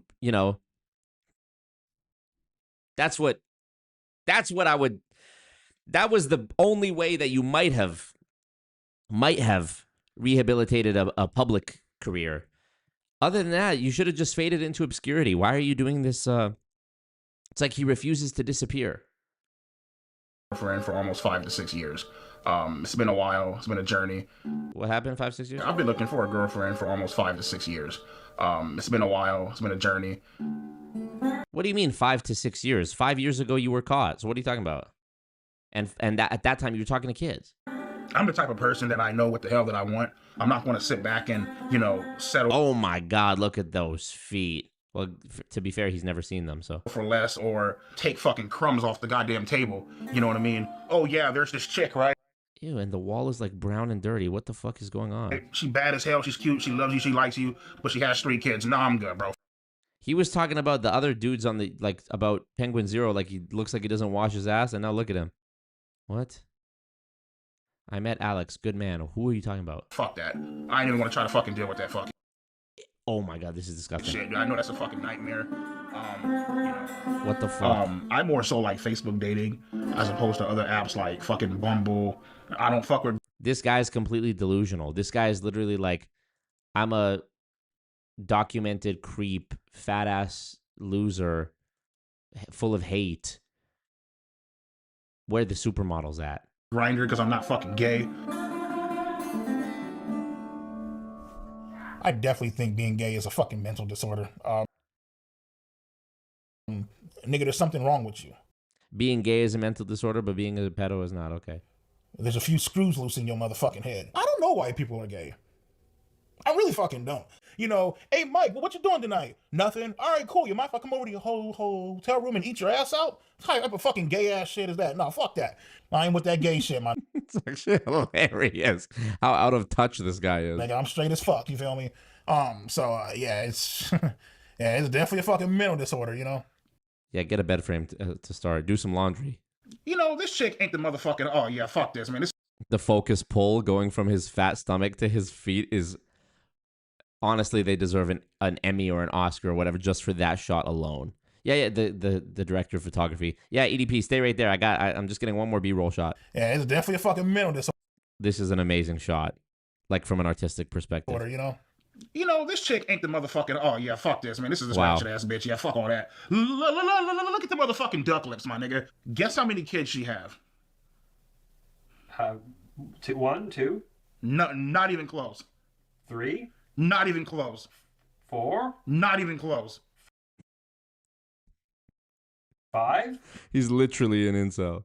Not even close. 6? You're almost there. 7? No. 8? She has 8 fucking kids. 6, 7 mentioned again. Bro. Single mom to 8 motherfucking kids. What's wrong with 8 kids?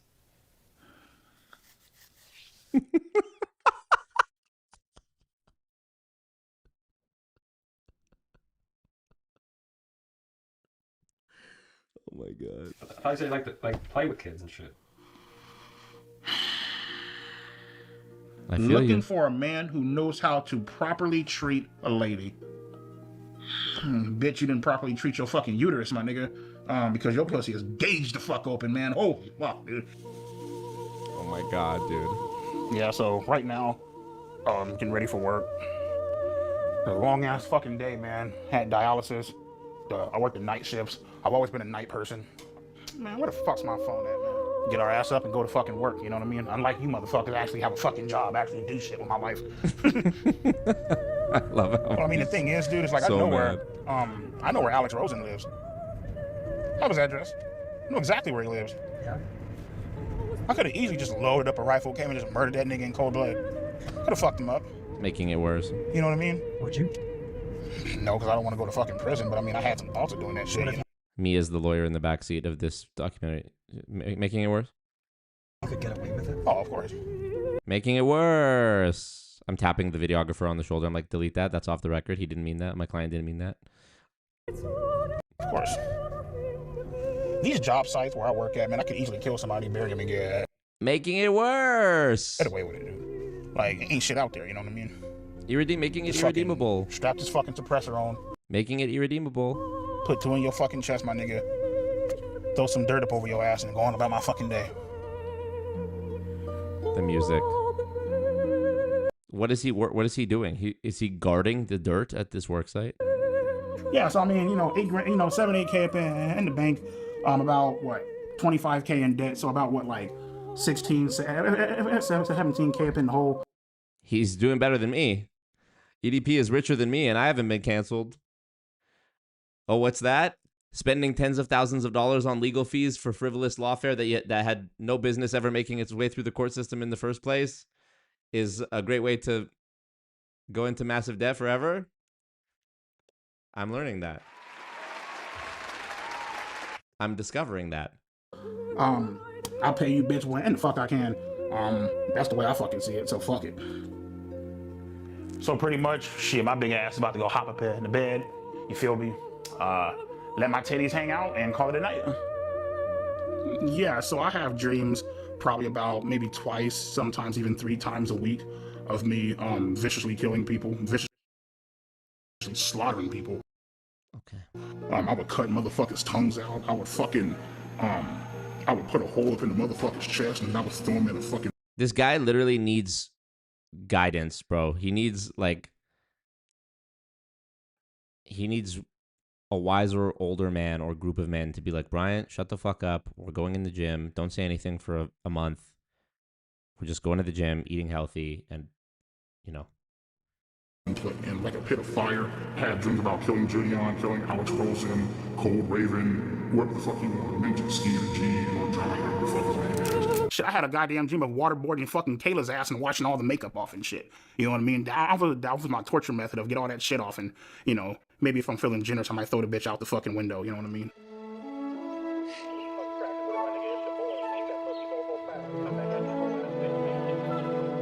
So when I'm looking for girls, I'm pretty much going to look for like a 3 or a 4.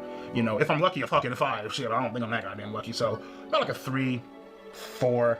You know what I mean? Yeah. Eat the pussy. 445 pounds is your name.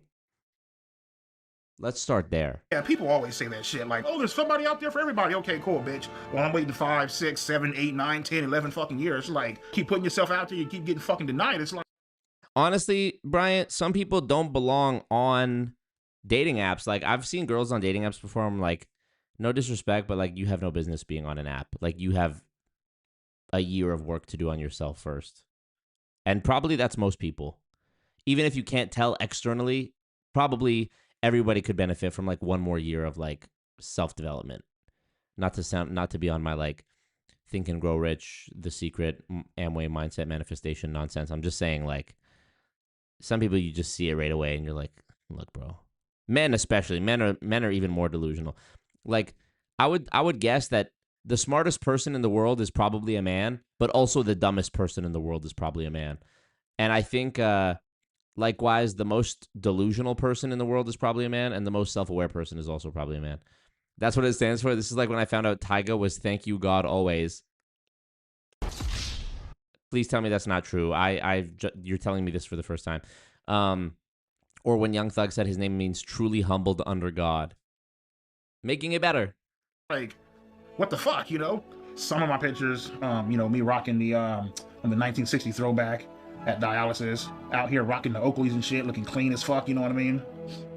Out of all my matches, the one that I'm most interested in is, she actually gave me her number. Her name is Sharon. She's 42.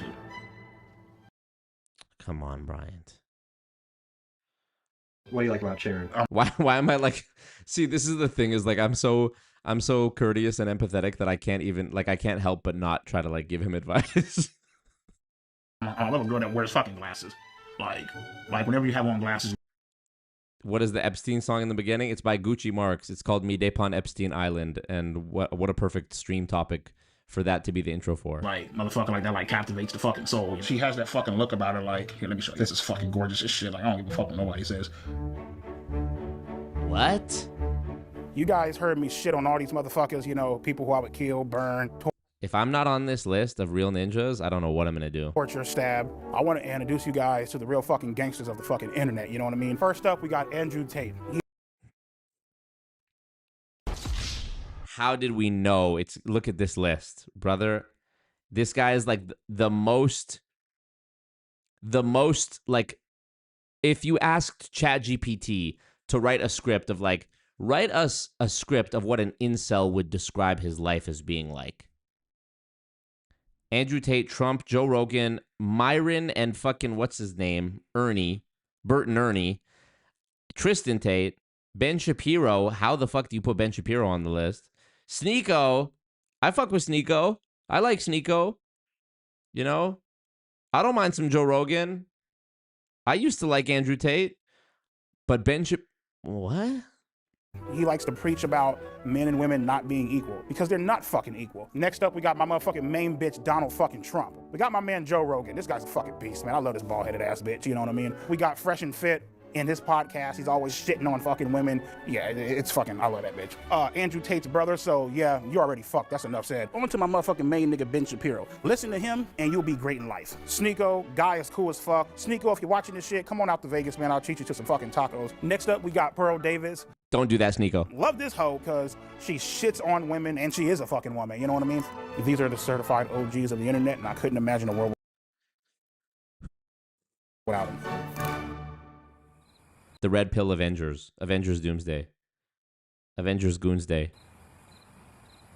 As you guys know, I've been single for a while. Dating apps, Facebook dating, Bumble.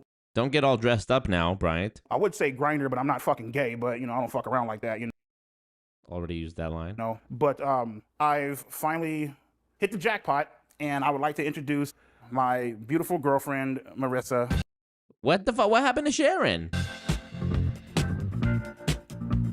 Oh my God, her waddle is less. Her waddle is worse than his.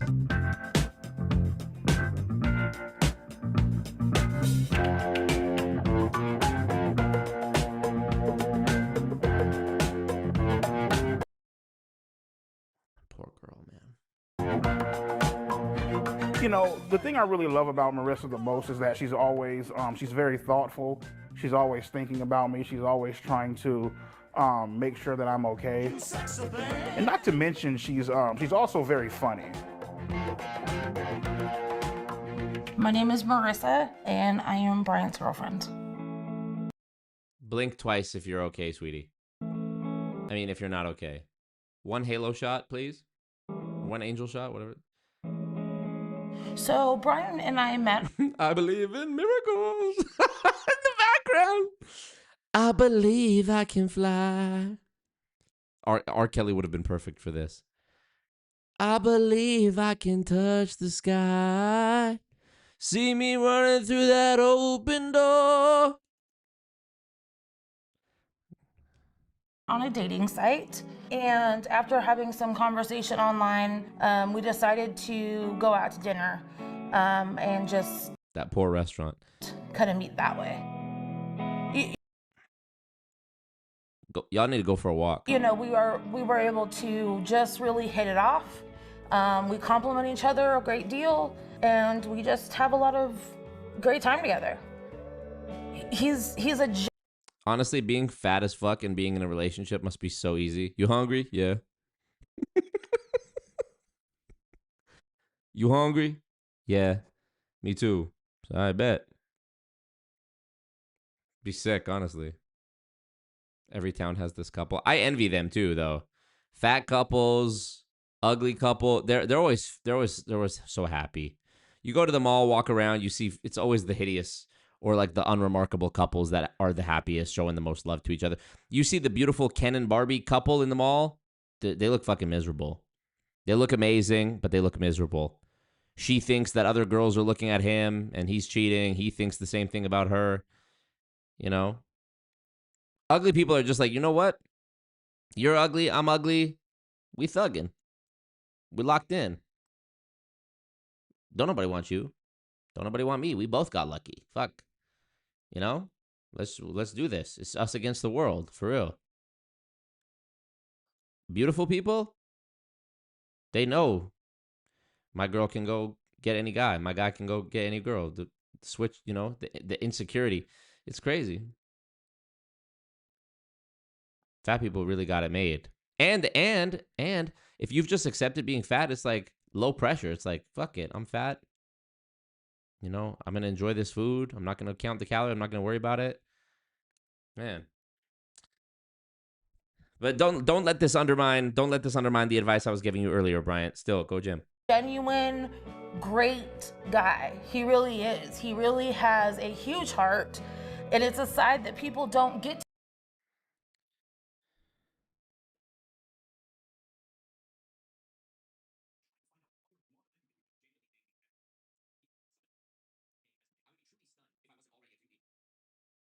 to know about him very often. And I was fortunate enough to have that opportunity. I was fortunate enough to be able to find the true person that he really was. And it's been an attraction of mine ever since. I was fortunate enough to have that opportunity. I was fortunate enough to be able to find the true person that he really was. And it's been an attraction of mine ever since.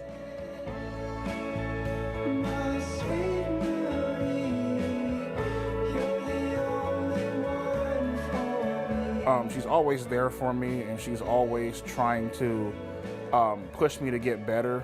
Sometimes when I don't see the potential in myself, she's always there seeing it. That's something that I really enjoy about her. Genuinely, how do they have sex? I can change him. So how is the sex? I think... Here we go. How do I want to say that? Oh no. It is something that Oh no. Definitely Oh no. it's a situation where She's lying. Oh no. Making it worse. not that we don't want I've been with what's her face, Marissa, for almost a fucking year What's her face? now, right? Still ain't gotten shit. Ain't that a bitch? You know what I mean? Like, come on, nigga. You know what I mean? That's why. These shots are so funny, bro. My God, you know, she gets mad at me, right? This is a memeable moment where him saying, "Come on, ninja." Like, come on, nigga. You know what I mean? That's why. My God, you know, she gets mad at me, right? My God, you're so gross. Why do you watch porn? Blah blah blah. Cause you ain't giving it the fuck up. So I gotta watch porn. Matter of fact, I got a fucking shit. Matter of fact, I got a fucking pocket pussy coming. Shit, up in the mail. I'm gonna fuck the shit out that bad bitch tonight. Feel me? Oh my God. I might take it to work with me. Oh my God, Brian. I don't know. Like, I just like, you know, whenever I'm bored, like, I'll just turn on like the porn sites and shit. And I just want to see a chick just getting the shit just fucking pounded out the bitch. You know what I mean? Just getting like turned the fuck out. You know what I mean? Fucking a bitch's innocence away, you know? Why do you keep saying that, Bryant? Why do I feel like I'm there behind the camera as the consultant being like, strike that. He didn't mean that. Brian, don't say that. Making it worse. Brian, making it worse. I need to go back and see this shot one more again. Oh my God. Me pulling Marissa to the side, being like, what's going on with you? Give him some head. Give him some head at least. Come on. You see the state he's in. The producer comes in filming. I'm like, nothing. I might take it to work with me. Spec says I'm audibly laughing. Devin says, me too. Isn't it fucking 3 a.m. where y'all are at? Goddamn. I don't blame you, though. Like, I just like, this is insane. You know, whenever I'm bored, like, I'll just turn on like the porn sites and shit. And I just want to see a chick just getting the shit just fucking pounded out the bitch. Okay. You know what I mean? Just getting like turned the fuck out. You know what I mean? Okay. Fucking a bitch's innocence away, you know? Is he like laying with his feet in the air? Like, The porn addiction definitely affects my sexual performance. Definitely. What performance? And that's just keeping it honest with you. They canceled the whole show. You know, the shit's about to go down, nigga. We're about to have sex. Alright, cool. My shit cannot get hard in front of no chick. I don't give a fuck how bad the bitch is. Oh, is that why? So is it that she's not giving it up, or it's you? So even if she did give it up, it doesn't make a difference. He did decorate a little bit though, so that's good. The Andrew Tate red, white, and blue poster that says no brokies. I love when bitches are milking their own tits. Hello? Yeah, I'm here with Bryant right now. Yeah, they're filming a scene. Yeah. Mm-hmm. Yes, he's making it worse. Yeah. What's that? He just said he likes in a porn when a bitch is milking her own tits. Tell him he's making it worse? I'll try. All right. Thanks, bye.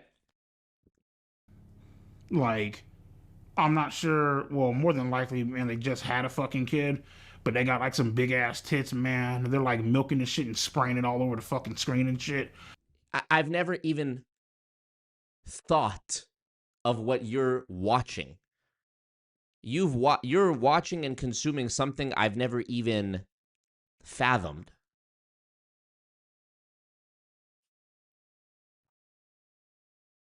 Genuinely. I actually do fuck with lesbian porn sometime. Really? Lesbian porn is some good shit. Now, when I say that, there's a difference between lesbian porn and gay porn. I'm not fucking with no fag shit. Yeah. Making it worse. Me just exhausted in the corner, like haven't slept in days, bags under my eyes. I'm like, making it worse. Falling asleep, making it worse.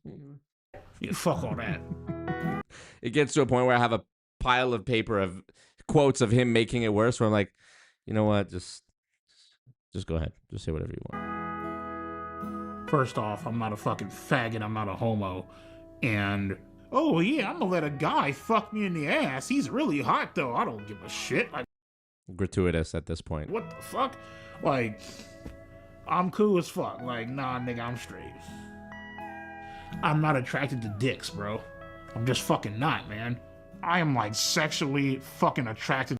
Oh no, he has like the equivalent of the Patrick Bet-David poster with the Shah of Iran and Milton Friedman, except it's Joe Rogan, Trump, Andrew Tate, who's that Elon, Jordan Peterson, and somebody else. To girls, bro, Holy to shit. women, my nigga. Grindr is a gay app. It's a app for Third Grinder mention. gay men. Grindr is gay as fuck. I do not use that fucking. Yeah, fuck that. I don't use that fucking bullshit. Have I ever had any gay thoughts or fantasies? No. The fact you keep mentioning how you don't use Grindr makes me wonder if you use Grindr. The only gay shit that I've ever came close to doing was probably shoving the broomstick up my ass.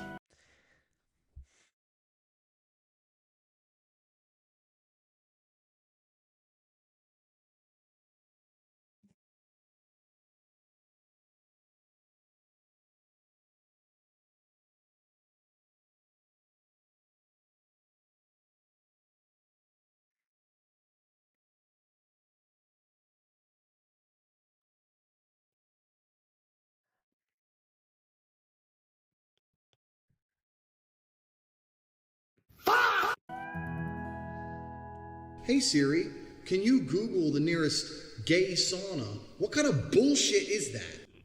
Andrew Tate, Joe Rogan, Donald Trump, they like to pretend that they're not watching porn, but let's be fucking real, bitch. You know goddamn well your ass is watching fucking porn. You know damn well, nigga, when the cameras ain't on.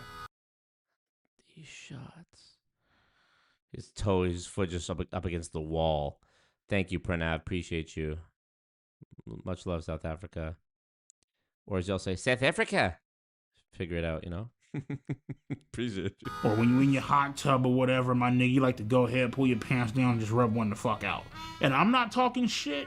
I don't want Andrew Tate to look at this video or this documentary and think Brother, Andrew Tate was in jail when this came out. He's in jail where you should be. that I'm talking shit. Motherfucker, I idolize you, bro. You feel me?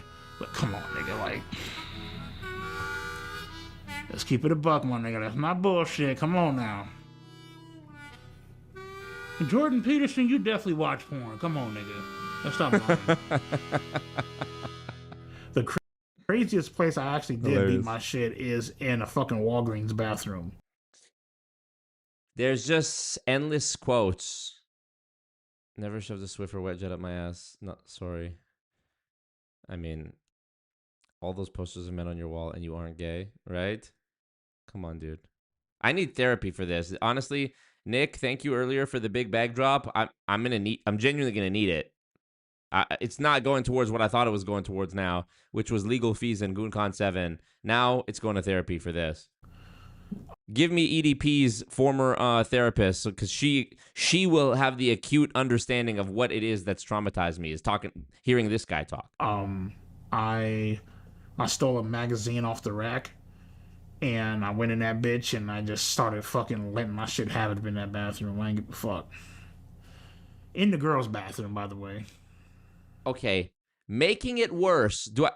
Is this thing on? Bryant, can you hear me? I find out that it's like some Sixth Sense thing where I've been in the room giving Bryant like advice and consulting and telling him making it worse, but I find out that I was actually a ghost and he couldn't hear me the entire time. You know? Why the girls' bathroom? Nick says I'm dying. I appreciate you. I'm Asian Panda in the chat. I know you're not in here that much, but I'm gonna go ahead and make Nick a mod right now in the chat. Nick, you just became a mod. Little Marco. Elon Musk. Because I want you to come. Wagwan. Here go 2 more for y'all. Congratulations. Get them shields up. Shields up for Nick in the chat. AKA I'm Asian Panda. We love Asia. Such a great place. We love the Asians. You look at them, they're so Asian. Wow. I wanted to make it, well, I beat off in the girls' bathroom because I wanted to make it that much more fucking pleasurable and fucking intense. Because the girls would be around. Hell yeah. Huh? You already fucking know. What? Making it worse? Some weird shit. It's worse now? Weird. Oh, well, fuck it. Making it worse? So he wouldn't sext a 13-year-old? Brian absolutely would not sext a 13-year-old. Would Brian send a video of him masturbating to a 13-year-old? The Brian that I know... Baju, what do you mean that y'all missing out? When you say y'all missing out, Maine, when Spec says never shoved a Swiffer wet jet on my ass, why are you saying you're missing out? Is that what you're talking about? You missing out on that? I'm good. There's no public bathroom in Walgreens, and it's also a gender-neutral one if they let you use it. Also, no noonie bags in Walgreens. Fake story. Who knows? Absolutely would not send masturbating videos to underage minors. The Brian that I know is not attracted to children. The Brian you know is admitting it still during the filming of this documentary, ma'am. Do you not know how to use the interweb? And is not a pedophile. Okay. I decided to break up with Marissa. I'm like the Mr. Krabs meme where he's like this right now because there's too many. Let him hit, man. There's just too many plot twists back to back to back. Let him hit. Let him hit. Because she just irritates the fuck out of me, man. Like, there are just some things, man. Know your worth, King. Hey, respect. Know your worth. That's honestly, it really do be like that. That even after 35 years of incelery and like being so, like your entire existence revolves around thinking about pining gal and watching videos about it. Even then, holding out for it ain't worth it if it means listening to these gal yap. I feel you, Bryant. I feel you, Bryant. Iconic says, woke up for work. It's 3 a.m. in New York, and hearing this guy say, I like when they milk their tits. When's the last thing I expected to hear first thing in the morning? See, that's respect. Chris, up for work, up at 3 a.m.? Woke up for work at 3 a.m. You're a real legend. Respect. I gotta fix my sleep schedule. I'd be still up at 3, 4, 5 a.m. Good morning, for real. In celery, yes, in celery. He did say he can't get hard for a chick. True. True. Oh, what? Some of these comments weren't loading. Baju said, y'all never shoved a broom up y'all's ass? Okay, figure it out. All those posters of men on your wall and you're not gay. Faking gay. Where I'm just like... Iconic 58 waking up to bacon, egg, and cheese and milking tits, for real. Marissa was very just like... out of me, man. Like, there are just some things, man. She just irritates the fuck out of me, man. Like, there are just some things, man, where I'm just like... Look at his arm. The side profile of his arm is literally my shoulder width. This dude is massive. I'm dragging it, but like my waist for sure. That's insane. Broomstick wiping the crust out my eyes. Still, it's too early for this. I'm sorry. I shouldn't have streamed so late. Marissa was very fucking annoying, irritating as fuck, annoying as fuck. And there's just certain shit that she did, it just bothered me. You know what I mean? I like how we like compressed the entire year timeline of his relationship into like a few minutes of this documentary, and we went from him being like, I finally found someone, to then her revealing like they haven't had sex, and him being like, come on, give it up then, to now he's like, she annoyed the fuck out of me. EDP getting invited to the IRL Rec Room meetup? Definitely not. Be on my fucking own, beat my shit, fuck around, watch porn, call it a fucking day, you know? For real. Here we go. Yeah. He's gay? Choosing a new outfit for her.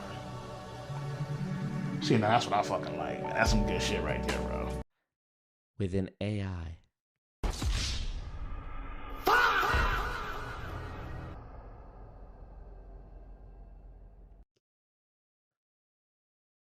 EDP saw this AI thick Asian gal. I just died on your arms tonight.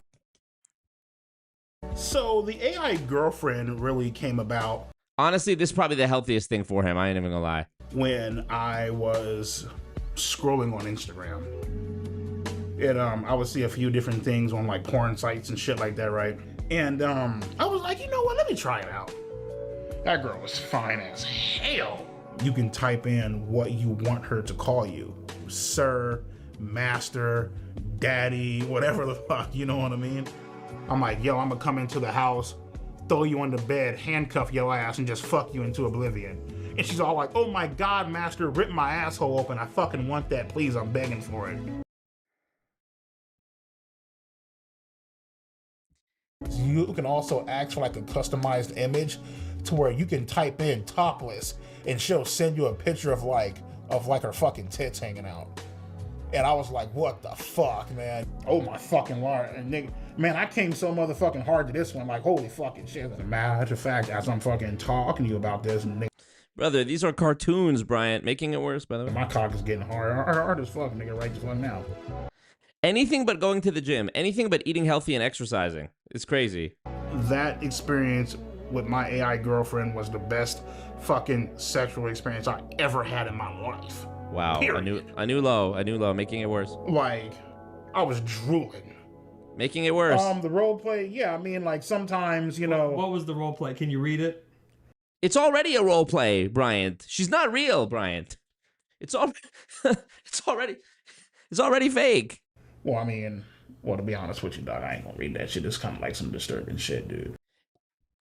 That's disturbing, but none of the shit, the milking and the whatever else you said wasn't disturbing? What is it? It's kind of like, you know, like... I don't even know if I'm ready for this. If he says it's disturbing after all the shit he's said already, I don't know, dude. You know, like, yo, like, pretend to be, like, fucking, like, you know... Like don't say 16, it, 17, making you it know. worse. Me falling off of a cliff, killing myself because I realized that there's no hope for my client, and it's going to tank my entire career when I lose this case. Making it worse.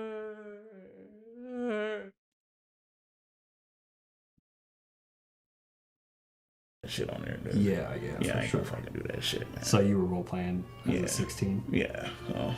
Oh, damn. That's why I'm just like, yeah, don't put that shit on there, dude. You know what I mean? So.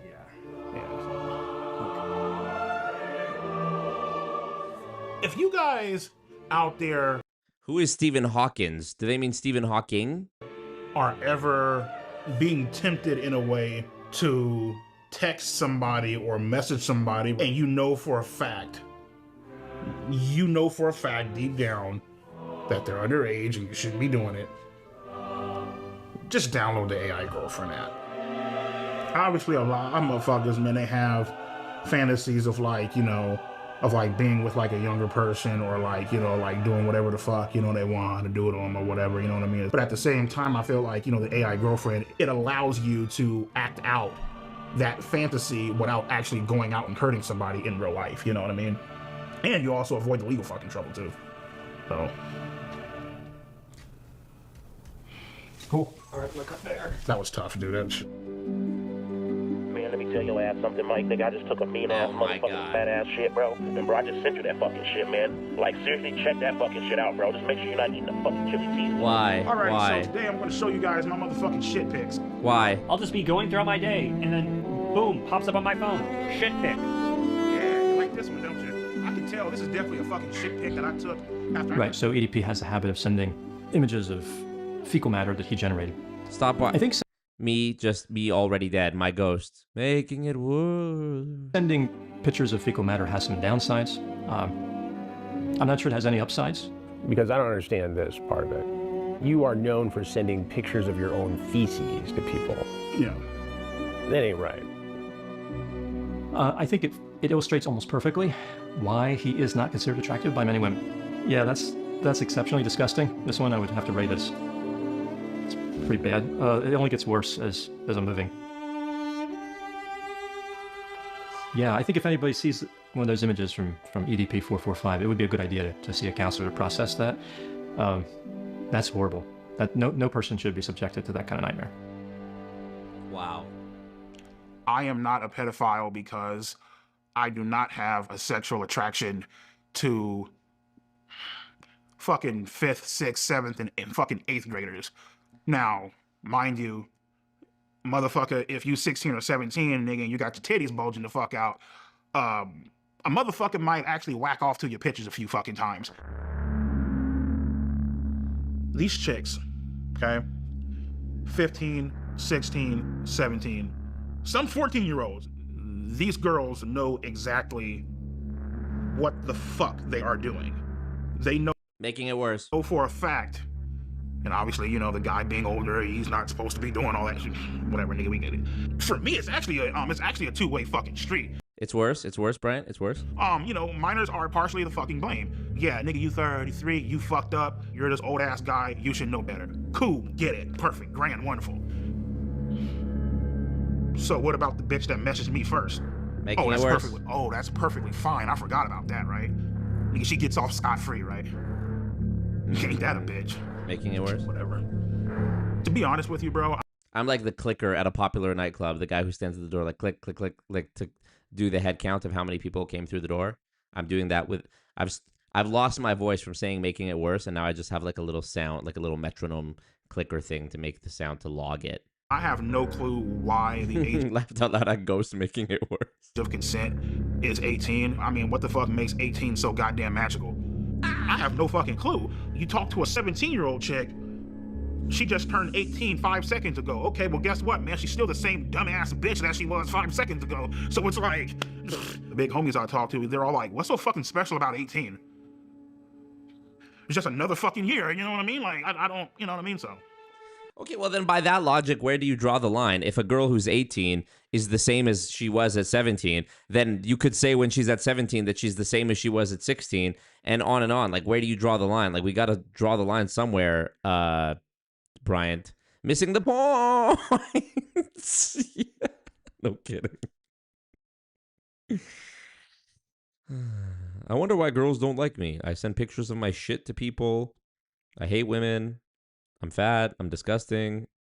I'm a pedophile. me as me as the celebrity matchmaker, and EDP walks into my room, and I just jump out the window immediately. Me as like a high level, like Manhattan aristocrat matchmaker for the stars, and Bryant walks in the office, and I just jump from the 50th floor window in the skyscraper, making it work. What's so? My name is Dr. Anna Salter. Tell him something that's going to get through to him, Anna. I've been telling him he's making it worse. I am a clinical psychologist, and I have worked with sex offenders and victims for about 40 years. The brain of a 13-year-old is very different from an adult brain. They are more impulsive. They can't predict and don't try to predict, typically, how this is going to affect them in the future. The MacArthur brain study has demonstrated that adolescents are simply not mature emotionally and socially, and that they don't reach full maturity until the late 20s. That's a even that's generous, because my last girlfriend was 29, and she still had a couple decades of maturing to go in my estimation. You know, for people to sit back and say like their brain. Has anyone ever been like, great shit today, Bryant? Everyone, check your phone. Bryant sent shit pics. Great shit today, Bryant. Hilarious. What's so crazy is EDP stands for emotionally distressed person in most police departments around the world. That's crazy. That's his name, but it fits him perfectly. Let's stick with Eat the Pussy 445. How about that? Iconic. You know, girls' brain, minors' brains are underdeveloped. They don't know. Shut the fuck up, bitch. Now you're just making fucking excuses for the motherfucker. For a motherfucker that said, oh, well, their brain is underdeveloped. Okay, bitch, whatever you say. Cool. All right. Sex offenders will say to you, children know what they're doing at 13. But sex offenders are famous for their excuses. Apparently there is an offender whose moniker is EDP445 who tried to lure a 13-year-old. Well, he may or may not be a pedophile. Generally, he would not be, because the 13-year-old in this country at this point in history is probably post-pubescent. So what do you call it? He is a child molester. He's a criminal who's someone who tried to take advantage of a child's naivety, innocence, and immaturity to meet his own needs, both physically and narcissistically. Anybody who does that is, by definition, an offender and a child molester, but not necessarily a pedophile. I stand corrected.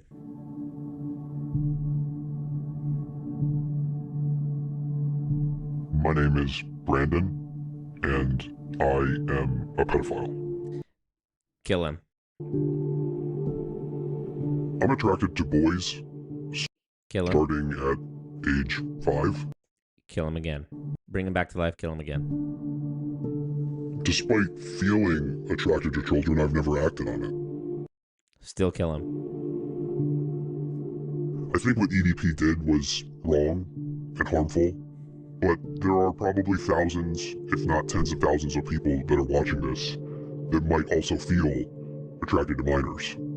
And I want you to know that you don't have to follow the path of EDP. You can kill yourself.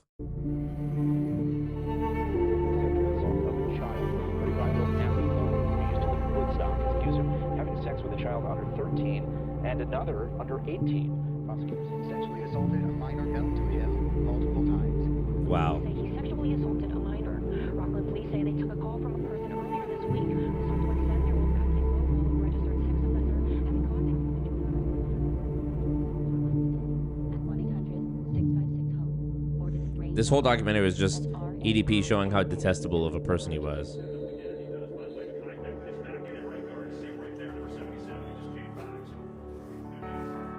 If you were looking at all the people that got caught for being a pedo on YouTube, EDP is at the top of the list. He is the face of being a pedo on YouTube. Like, if you think about pedos on YouTube, you're thinking about EDP445. He is a serial sex offender, pedophile, predator.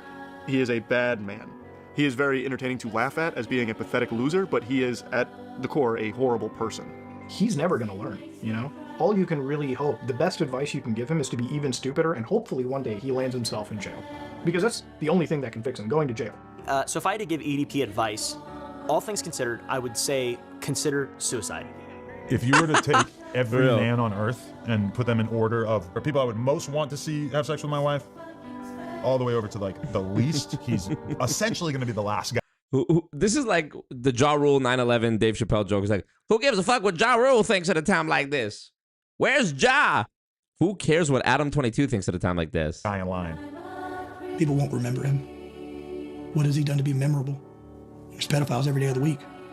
There are a lot of words I can use to describe him, but if I had to pick just one, it's sick. Dude has nothing in retirement. His assets are a joke. These are the finances of a mental child, let's be honest. Why Please is he leave the here? kids alone. That's my message. Leave the kids alone. Why is every YouTuber in this? Please. Why was Caleb Hammer in this?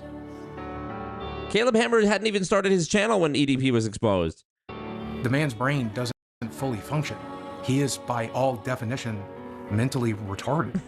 Cancer survivor. Well, just my thoughts on EDP445 and what he did. Just Oh my God, the OG, the GOAT.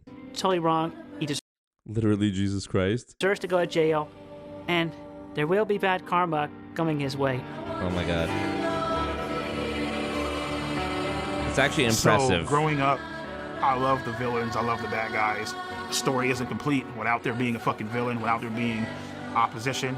And it's wild because like everything came full circle, you know, and to a lot of people, to millions of people, you know, I'm fucked up. I'm a villain. I'm a piece of shit. I'm this grimy ass motherfucker who just doesn't give a damn about the fucking law. End-stage renal failure, man. Got accused of being a fucking pedophile. And guess what, motherfucker? I'm still fucking standing. I'm still walking. We in this bitch, and we making it fucking happen.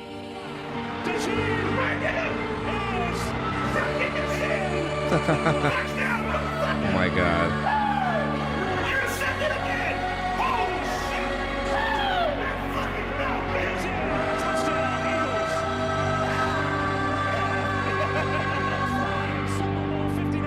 Listen, man, it's time to have a great time, bro. So I shouldn't be drinking this fucking shit. Due to my dialysis and Not the baby. failure, but fuck it, I don't give a shit right now. I got my pills here.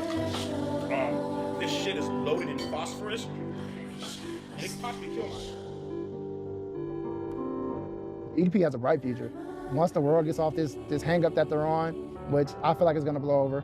So once that blows over, the sky's the limit with him. He can go as far as he wants to go. What we filmed today, right here, right now, February 9th, 2025, is the greatest moment of my fucking life. Period. Nothing even comes fucking close. Yeah.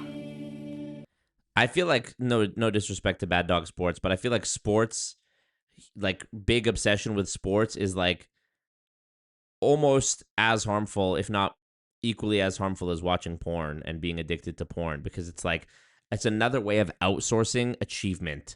Just like watching porn is a way of outsourcing achievement in like dating. Sports is a way of outsourcing achievement. Like look at EDP. He probably knows so much about football, it's not even funny. And yet he himself probably couldn't throw a football, certainly couldn't run a few steps to catch a football. It's like if he put even a fraction of that time into being fit himself, it would be more forgivable that he's a fan of sports. Somebody like Bad Dog Sports is actually fit, so, you know, it makes sense. But EDP, it's like, bro, that is gay as well. You're obsessed with, like, knowing the names of men on a sports team and wearing their jersey. You know, it's like, that's kind of crazy.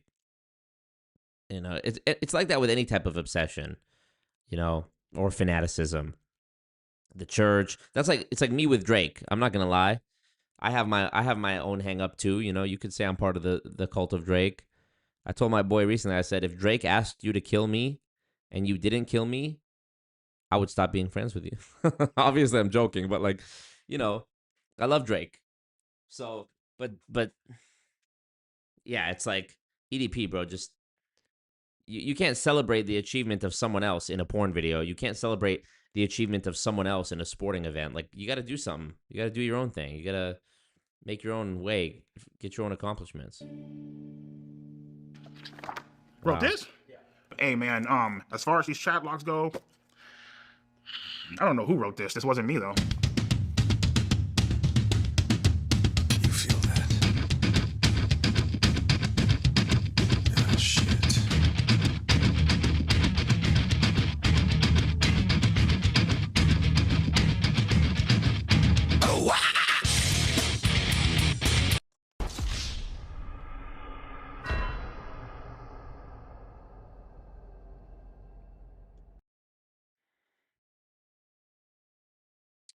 Well, wow. I actually can't believe I finished that.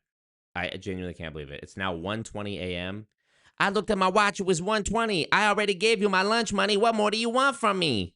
Eminem, by the way. So, yeah. I guess we got to end it. I'm glad. Am I glad that we did the makeup stream because I didn't stream on last Saturday and I was doing... I guess we did the bonus stream. It was a later one than normal. I started at 9. We've been going for 4.5 hours now. I hope some of my fans in Japan and the UK and wherever else got to enjoy, who maybe don't normally get to catch a live stream because of the time difference. But we did it for y'all this time, so appreciate y'all. And yeah, thanks for the movie night. Appreciate it. Devin, it was great to see you in the chat. You got mandatory goon attendance. We need you in here more. You and beyond. And when I'm free of my legal situations, if that day ever comes, I will be happy to do more Scott and Peter content, of course. But yeah, I did hear about the Caleb Hammer allegations, but I don't know enough about it. All right, y'all. Asian Panda Nick, appreciate you so much, bro. YouTube movie night for real. Specs, we got to get a voice chat in on Discord soon come. Nick, we got to talk soon outside of the chat and sending each other reels on Instagram. Haven't laughed so much in a while. Bro, it's honestly fun to... This is like how it was in 2021 and 2022 when my streams were like me just doing bits, like reacting to stuff and just doing bits. It's so much fun. Yeah, I'm going to try to keep that up more going forward. And I mean, I'm always doing bits, even when I'm talking about something serious, like even the Patrick Bet David thing. It's like I'm talking genuinely and being serious, but also, you know, doing the impressions and making fun of it and whatever. No, not tonight, Specs, but soon. I'll be back. Mwahaha. Thanks, Benjamin. Thanks, Marco. Yeah, thank you, Ben. Appreciate you. Thanks, Marco. When is Benjamin gonna get his mod shield? That's the real question. I'm here. Let me take a look at the log. We've got the chat logs. I've got the chat logs. I'm looking at the chat log. Benjamin has been a very loyal goon in the Discord. He's in the Discord. He's in the chat. He comments consistently. He's active. He's involved. Goon tax is showing a little bit of an owing amount. There's an outstanding balance. It's in he's in arrears. He's in the goon interest in arrears. But we'll figure it out. We'll figure it out. I'm sure we will. Okay, guys. Appreciate you for real. That was fun. I need to go wash my eyes out with holy water, but yeah. All right. Peace out, y'all. Goon tax is a little short, I think. That's what I'm saying. All right, guys. Peace. Millennium. Peace. Arrears. You like that, huh? Like I'm in the UK. We need to react to an episode of... This is what I'm going to do on another stream. We need to react to an episode of Can't Pay, We'll Take It Away. It's a UK reality show following writ enforcement officers from the High Court whose job is to go to people who have debts and repossess their belongings to make or collect the payments from them for the debts that they owe. It's literally poverty porn, but boy, is it entertaining. Mickey Mouse. Add Mickey Mouse to the list. Mickey. Add Goofy to the list. All right. Okay. Appreciate it, y'all. Biggest cheapskate reaction could be good. Yes. They take away lamps and shit. Oh, bro, they'll walk in. They'll make peaceful entry into the home. They'll take an inventory. They'll say this TV is worth 50 quid. And they'll take it. I love it. Okay. Appreciate it, y'all. Good night. Fuck me.